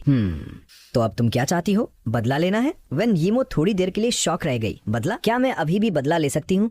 अगर तुम्हें बदला नहीं लेना था तो तुम मेरे पास क्यों आई? अगर तुम्हारे मन में बदला लेने की आग नहीं है तो तुम ह्यूमन वर्ल्ड में फंसी नहीं रहती। मुझे अपने मॉम डैड की बहुत फिक्र है। तुम्हारे मॉम डैड, तुम उनकी इकलौती बेटी थी। अब तुम नहीं रही तो वो चुप थोड़ी बैठेंगे। वो सच जानने के लिए कुछ भी करेंगे। वेन यीमो काफी देर चुप रही, फिर कांपती आवाज में बोली, पर वो लोग बहुत पावरफुल हैं। मेरे मॉम डैड उनका कुछ नहीं बिगाड़ सकते। उसकी आवाज अभी भी कांप रही थी। मुझे थोड़ा थोड़ा समझ आ रहा था। वो उन लोगों से नफरत करती थी, बदला लेना चाहती थी, पर उसे इतना ज्यादा डराया और टॉर्चर किया गया था कि वो डर उसकी सोल में बस गया था। गोश्त बनने के बाद भी वो उन लोगों से डर रही थी। इससे पता चलता है कि जब वो जिंदा थी तो उन पावरफुल लोगों ने उसे कितना टॉर्चर किया हो। क्या तुम मेरी हेल्प कर सकते हो? मुझे पता है कि तुम नॉर्मल इंसान नहीं हो, तुम मेरी हेल्प जरूर कर सकते हो, है ना? उसने अचानक अपना सिर उठाया और बहुत ही उम्मीद भरी नजरों से मुझे देखा। उसे नहीं पता था कि मैं कौन हूँ, पर वो ये जानती थी कि मैं उसे देख सकता हूँ और मैं जरा भी डरा हुआ नहीं था। तो पक्का मैं कोई स्पेशल इंसान था। उसे ऐसा लग रहा था कि हम दोनों के बीच कोई कनेक्शन है और मैं उसकी मदद कर सकता हूँ। मैंने हल्का सा स्माइल किया। तुम क्या चाहती हो मैं तुम्हारी कैसे हेल्प करूँ? मेरे इस सवाल ने उसे कंफ्यूज कर दिया। हाँ, उसे हेल्प तो चाहिए थी, पर वो खुद नहीं जानती थी कि उसे क्या चाहिए। क्या वो नफरत नहीं करती थी? बिल्कुल करती थी। उसका मॉल से गिरना कोई एक्सीडेंट नहीं था, वो एक बहस थी जिसे छुपा दिया गया था। जब वो गिर रही थी तो उसके मन में डर और डिसअपॉइंटमेंट के साथ साथ बहुत ज्यादा गुस्सा और रिजेंटमेंट भी। उन्होंने मेरे साथ ऐसा क्यों किया? मैंने तो बस कुछ लड़कों को बुली करने से रोका था। मैंने उन्हें डांटा था, तो फिर मेरे साथ ऐसा क्यों हुआ? वो एक मिल्क टी की दुकान पर काम करती थी। कुछ रिच लड़के रोज वहां आते थे और एक दिन वो दुकान में तमाशा करने लगे। उसने उन्हें रोकने की कोशिश की, पर उन्होंने उसे गालियां दी और धमकी दी। जब वो नहीं माने तो उसने गुस्से में कहा कि उसने उनका वीडियो रिकॉर्ड कर लिया है और अगर वो बाज नहीं आए तो वो उसे इंटरनेट पर डाल देगी। ये सुनकर वो लड़के थोड़ा डर गए और वहां से चले गए। उसे लगा कि बात खत्म हो गई, पर उसे नहीं पता था कि उसने गलती से डेविल से पंगा ले लिया है और इसके बाद उसे स्कूल में जानबूझकर आइसोलेट किया गया। उसके खिलाफ झूठी रूमर्स फैलाई गई ताकि उसकी बेइज्जती हो सके। उसने अपनी जॉब छोड़नी चाहिए, पर उन्होंने उसे धमकी दी कि वो उसके बॉस से उसका एड्रेस निकलवा लेंगे। उसकी डेस्क को कचरे से भर दिया गया, उसके नोट्स फाड़ दिए गए। ये सब लगातार चलता रहा। उसे लगा कि अगर वो चुपचाप ये सब सहती रहेगी तो एक दिन वो लोग बोर होकर उसे छोड़ देंगे, पर उसे नहीं पता था कि आखिर में उसे अपनी जान देनी पड़ेगी। और उसकी मौत के बाद उसे बस एक एक्सीडेंट बताकर रफा दफा कर दिया गया। सच को पूरी तरह दबा दिया गया। ये सब याद करते ही उसका गुस्सा और रेजेंटमेंट एकदम से बढ़ गया। कमरे का एटमॉस्फेयर भारी हो गया, पर्दे हवा में उड़ने लगे और झूमर के लटकन। मैं चाहती हूँ कि वो लोग भी ये दर्द फील करें। मैं चाहती हूँ कि उन्हें उनके किए की सजा मिले। मैंने अपनी चिन पर हाथ रखा। सजा? क्या तुम उन्हें जेल भेजना चाहती हो? ये तो बहुत इजी है। वन यीमो का गुस्सा अब पूरी तरह से बाहर आ चुका था। उसका वो डरपोक वाला एक्सप्रेशन अब एक भयानक और खौफनाक फेस में बदल गया था। जेल, उनकी फैमिली उन्हें कभी जेल नहीं जाने देगी, और अगर वो गए भी तो कुछ ही सालों में बाहर आ जाएंगे। मेरी जान की कीमत क्या कुछ साल की जेल है? क्या मेरी जान इतनी सस्ती है? वो बिल्कुल तैयार नहीं थी। तो फिर क्या तुम उनकी जान के बदले जान लेना चाहती हो? मैंने बहुत ही कैजुअली बोला, जैसे ये कोई बहुत नॉर्मल सी बात हो। वेन यीमो एक पल के लिए शॉक रह गई। उसका वो उबलता हुआ गुस्सा थोड़ा शांत हुआ। अगर ऐसा हो सके तो इससे बेटर क्या होगा? पर क्या तुम सच में ऐसा कर सकते हो? उसने डरते डरते पूछा। अगर सच में ऐसा हो सकता है तो क्या बात है? वो लोग उसकी जान लेके आजाद कैसे घूम सकते हैं? क्या मेरे मरने का कोई मतलब नहीं है? लॉ और जस्टिस शायद मेरे साथ इंसाफ न कर पाए। मैंने स्माइल की, बिल्कुल कर सकता हूँ। वेन यीमो की आंखों में एक उम्मीद की चमक आ गई। क्या तुम सच में मेरा बदला लेने में मेरी हेल्प करोगे? हाँ, पर बदला लेने के बाद क्या तुम शांति से चली जाओगी? उसने सिर हिलाया, पर फिर अचानक दुखी हो गई। मैं अपना गुस्सा छोड़ सकती हूँ, पर मैं अपने मॉम डैड को कैसे भूलूंगी? मैंने थोड़ा सोचा और कहा, तुम्हारे पेरेंट्स अभी ज्यादा बूढ़े नहीं हुए हैं, शायद वो एक और बच्चा प्लान कर ले। उसे बिल्कुल उम्मीद नहीं थी कि मैं ऐसा कुछ कहूंगा। उसने अपने पेरेंट्स की एज के बारे में सोचा। हाँ, ये पॉसिबल था। अगर ऐसा हो गया तो वो सच में शांति से जा सकती थी। तो तुम कब मेरी मदद करोगे, और इसके बदले मुझे तुम्हें क्या देना होगा? मेरी आंखों में एक चमक आई और मैंने बहुत ही मीनिंगफुल स्माइल के साथ कहा, डरो मत, मैं तुम्हारी फ्री में मदद नहीं करूंगा, पर मैं तुमसे कुछ ऐसा भी नहीं मांगूंगा जो तुम अफोर्ड नहीं कर सकते। जब सब कुछ खत्म हो जाएगा तब हम बात करेंगे। मैं कोई नॉर्मल इंसान नहीं हूँ, तो ऑब्वियस सी बात है कि मुझे कोई नॉर्मल चीज नहीं चाहिए। वेन यीमो ने बिना कुछ सोचे सिर हिला दिया। ठीक है, मैं वेट करूंगी, सही टाइम आने पर हम बात करेंगे। उसने सिर हिलाया और फिर अचानक कुछ याद आने पर घबराते हुए पूछा, क्या तुम मेरे मॉम डैड को प्रोटेक्ट कर सकते हो? मैं अंडरवर्ल्ड का इंसान हूँ, हेवन का कोई भगवान नहीं। मैं मरे हुए लोगों के मैटर्स हैंडल करता हूँ, जिंदा लोगों के नहीं। मेरी बात सुनकर उसकी आंखों में आंसू आ गए। अगर नहीं कर सकते तो कोई बात नहीं। उसे इतना हेल्पलेस देखकर मैंने कहा, टेंशन मत लो, तुम्हारे मॉम डैड को कुछ नहीं होगा। मामला पहले ही बहुत बढ़ चुका है, तो इस टाइम कोई भी उन पर हमला करने का रिस्क नहीं लेगा। मॉम, मैं बाहर जा रहा हूँ, मैंने पेक श्योरो से कहा। पेक श्योरो चौंक गई। बाहर? कहाँ जाना है तुम्हें? मैं ड्राइवर को तुम्हारे साथ भेज देती हूँ। नहीं, मैं खुद टैक्सी से चला जाऊंगा। अगर ड्राइवर साथ होगा तो मुझे अपना काम करने में प्रॉब्लम होगी। पर शाओचन, जब से तुम वापस आए हो तुम अकेले कहीं बाहर नहीं गए हो, तुम्हें हाई सिटी के रास्ते भी नहीं पता। अगर तुम रास्ता भूल गए तो मैंने उसकी टेंशन समझी। मॉम, मैं मैनेज कर लूंगा, मैं टैक्सी ड्राइवर को एड्रेस बता दूंगा, डरने की कोई बात नहीं है। नहीं, ये ठीक नहीं है, आजकल बाहर बहुत बुरे लोग होते हैं। एक काम करते हैं, मैं फोर्थ सिस्टर को तुम्हारे साथ भेज देती हूँ, तुम्हें जहां जाना है वो तुम्हें ले जाएगी। ये बोलकर उसने जल्दी से एक नौकर को भेजा ताकि वो सो रही मुयुए को उठाए। मुयुए ये सुनकर भड़क गई। माम, मैं उसकी बड़ी बहन हूँ, उसकी कोई नौकरानी नहीं। अगर आपको इतनी ही टेंशन है तो ड्राइवर को भेजिए ना, मैं उसके साथ बाहर नहीं जाऊंगी, मैं नहीं कर रही ये सब। वो चिल्लाते हुए मुझे घूर रही। मैंने उसे बहुत ही डिस्कस वाली लुक दी। तुम्हें क्या लगता है मुझे तुम्हारे साथ जाने का बहुत शौक है? मॉम को टेंशन थी इसलिए उन्होंने तुम्हें साथ भेजा है। मॉम, इसे देखिए, मुयुए गुस्से से पागल हो रही थी और मेरी तरफ उंगली दिखा रही थी। पेजोरो ने गुस्से से उसका हाथ नीचे किया। तुम्हें जाना ही पड़ेगा, तुमने ही तो कहा था कि तुम एक बड़ी बहन हो, तो क्या एक बड़ी बहन अपने छोटे भाई को बाहर लेकर नहीं जा सकती? तुम्हें प्रॉब्लम क्या है? तुम करना क्या चाहती हो? पेजोरो का चेहरा एकदम स्ट्रिक्ट था और वो उसे बहुत ही गंदी लुक दे रही थी। मुयुए डर गई और चुपचाप मान गई। बस अब बहुत हो गया, जल्दी से ब्रेकफास्ट करो। जियाओचन को बाहर जाना है। वो बेचारी रोते रोते तैयार होने गई। तुम्हें आखिर जाना कहाँ है? कार में बैठते ही मुयुए ने गुस्से से पूछा। जब मुझे फ्री में एक ड्राइवर मिल रहा था तो मैं क्यों ना यूज करूं? मैंने बहुत ही आराम से ऑर्डर दिया, सीधे चलो, मैं तुम्हें रास्ता बताता रहूंगा। मैंने तो उसे सच में अपना ड्राइवर ही समझ लिया था। मुयुए गुस्से से उबल रही थी, पर वो कुछ कर भी नहीं सकती थी। वो मेरे बताए रास्तों पर कार चलाती रही। रास्ता जितना आगे बढ़ रहा था उतना ही अजीब और सुनसान होता जा रहा था। वो खुद भी कंफ्यूज हो गई। वो हाई सिटी में इतने सालों से रह रही थी, पर उसे पता ही नहीं था कि यहाँ ऐसी कोई जगह भी है। मुयुए ने मेरी इंस्ट्रक्शन पर कार रोकी। हमने एक बहुत ही पुरानी और टूटी फूटी सी सोसाइटी के बाहर कार पार्क की। वो ड्राइविंग सीट पर बैठकर बाहर का नजारा देख रही। उसके दिमाग में क्वेश्चंस ही क्वेश्चंस थे। ठीक है, तुम यही मेरा वेट करो। मैं कार से उतरा, दरवाजा जोर से बंद किया और बिना पीछे मुड़े वहां से चल दिया। मैंने मुयुए को कुछ भी पूछने का मौका ही नहीं दिया। वो मुझसे पूछना चाहती थी कि मैं यहाँ क्या करने आया हूँ, पर मेरे इस एटीट्यूड से उसे इतना गुस्सा आया कि उसने सोचा, भाड़ में जाए, मुझे क्या करना है। मैं बिना किसी प्रॉब्लम के सोसाइटी के अंदर चला गया। मैं सीधा एक बिल्डिंग की तरफ जा रहा था। वो सोसाइटी बहुत ही पुरानी थी, वहाँ कोई पेड़ पौधे या हरियाली नहीं। क्या तुम शाओ मो के कॉलेग हो? मैंने हाँ में सिर हिला दिया। कमरे के अंदर बैठे लोगों ने तब जाकर दरवाजा खोला और मुझे अंदर आने दिया। कमरे में कदम रखते ही मैंने कोई फालतू बात नहीं की। मुझे पता है कि वेन यीमो का मर्डर हुआ है। वेन यीमो के पेरेंट्स बहुत बूढ़े नहीं थे, पर बेटी के जाने के बाद वो अचानक बहुत एज्ड लगने लगे थे। उनके काले बाल अब सफेद हो चुके थे, चेहरे की झुर्रियां गहरी हो गई थी और आंखों में सिर्फ दर्द, तकलीफ और दबा हुआ गुस्सा साफ दिख रहा था। तुम्हें कैसे पता कि श्यामो का मर्डर हुआ है? क्या तुम कुछ जानते हो? तुम जल्दी बताओ ना। मॉम, जो पहले बिल्कुल चुपचाप बैठी थी, मेरी बात सुनते ही एकदम एक्साइटेड एक्साइटेड हो गई और उन्होंने झटके से मेरा हाथ पकड़ लिया। मैं वेन यीमो को देख सकता हूँ और मैं तुम्हारी हेल्प भी कर सकता हूँ। डैड और मॉम एकदम हैरान रह गए, उन्हें मेरी बात का मतलब समझ नहीं आया। बेटी तो दुनिया से जा चुकी है, फिर ये ऐसा क्यों कह रहा है कि वो उसे देख सकता है। हालांकि सच जानने के लिए उन्होंने बेटी की बॉडी का अंतिम संस्कार नहीं किया था और उसे मॉर्चुअरी में रखा हुआ था, पर ये लड़का मॉर्चुअरी तो नहीं गया होगा ना। उन दोनों के दिमाग में ये अजीब सा ख्याल आया, मैं तुम्हारी बेटी की सोल को देख सकता हूँ और मैं तुम्हारी आखिरी विश पूरी करने में तुम्हारी मदद कर सकता हूँ, मैंने कहा। मॉम का रोना रुक गया, उन्होंने आंसुओं भरी नजरों से मुझे देखा। वो पूरी तरह दाज़ेब थी। उनकी विश तो सिर्फ यही थी कि बेटी के कातिल को सामने लाया जाए और उसे कड़ी से कड़ी पनिशमेंट मिले। नहीं, सिर्फ इतना ही काफी नहीं था। अगर वो लोग सिर्फ कुछ साल जेल में काट कर बाहर आ जाएं तो ये बहुत कम होगा। कुछ साल की जेल उनकी श्याओमो की जान के सामने क्या चीज है। जिसने भी श्याओमो की जान ली है उसे इसकी बहुत भारी कीमत चुकानी पड़ेगी। मोम की आंखों में बदला लेने की आग साफ दिख रही थी। तुम जो भी चाहो मैं सब पूरा कर सकता हूँ, लेकिन इसके बदले तुम्हें मुझे थोड़ा चार्ज देना होगा। मैंने अपनी बात बिल्कुल क्लियर कर दी। मेरिट के अलावा मुझे इंसानों के सच्चे इमोशंस, अच्छाई और जस्टिस की फीलिंग्स को कलेक्ट करना था। रीबर्थ गेट असल में एक नई लाइफ का रास्ता है। लाइफ का मतलब है शुरुआत, होप और खुशी, और डेथ का मतलब है अंत, निराशा और दुख।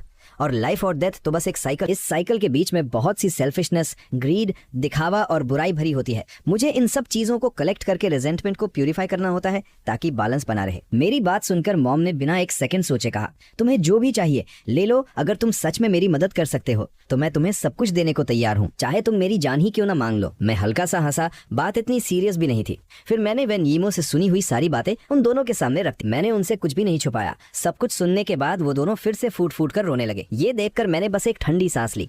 किसी अपने को हमेशा के लिए खो देना सच में इस दुनिया का सबसे बड़ा दुख है। रोते रोते मॉम अचानक जमीन पर घुटनों के बल बैठ गईं और अपना सिर पटकने लगी। मैं चाहती हूँ कि वो लोग इसकी कीमत चुकाएं। मैं चाहती हूँ कि वो पूरी जिंदगी सिर्फ पछतावे में जिएं। इस भयानक गुस्से के साथ साथ मॉम और डैड के मन में बहुत गिल्ट और पछतावा भी था।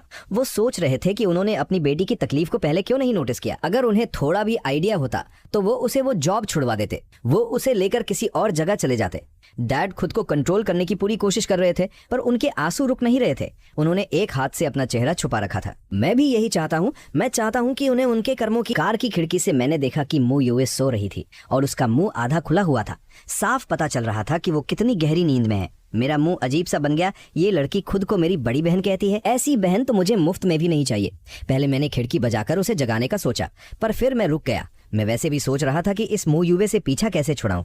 इसे हर जगह साथ रखना काफी इनकन्वीनियंट था। अब जब वो सो ही गई है तो उसे सोने ही देते हैं। ये सोचकर मैं वहां से पलट गया और मुंह युवे कार में मजे से खर्राटे लेती रही। वेन यीमो के पेरेंट्स की विश पूरी करना मेरे लिए कोई बड़ी बात नहीं थी। मेरी पावर से मैं बहुत आराम से उन लड़कों को चुपचाप एक सबक सिखा सकता था, पर ऐसा करने से उनके दिल को शांति नहीं मिलती। इसलिए सबसे पहले सच को सबके सामने लाना जरूरी था। वेन यीमो के साथ जो कुछ भी हुआ था उसके बारे में सोचकर मुझे भी तरस आ रहा था।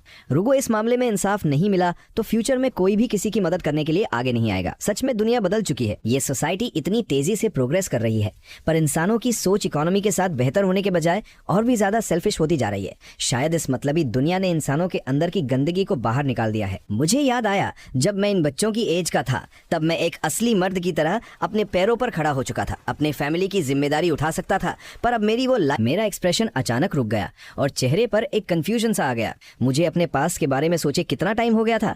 बहुत साल बीत चुके थे। मैं सब कुछ भूल चुका था। मैं शुरुआत से ही वांगसी सिटी का यंग मास्टर नहीं था। मुझे धुंधला सा याद है कि यंग मास्टर बनने से पहले मैं भी ह्यूमन वर्ल्ड का एक नॉर्मल इंसान था और मरने के बाद वांगसी सिटी आया था। इतना लंबा टाइम हो चुका है कि मुझे याद भी नहीं कि मैं आखिर वांगसी सिटी का यंग मास्टर बना कैसे था। ये ख्याल मेरे दिमाग में पल भर के लिए आया और चला गया। धीरे धीरे हवा में गायब होने लगी। रास्ते पर चल रहे लोग अपनी धुन में मगन थे। सब जल्दी में थे। किसी ने नोटिस भी नहीं किया कि उनके पास खड़ा एक लड़का अचानक गायब हो गया है।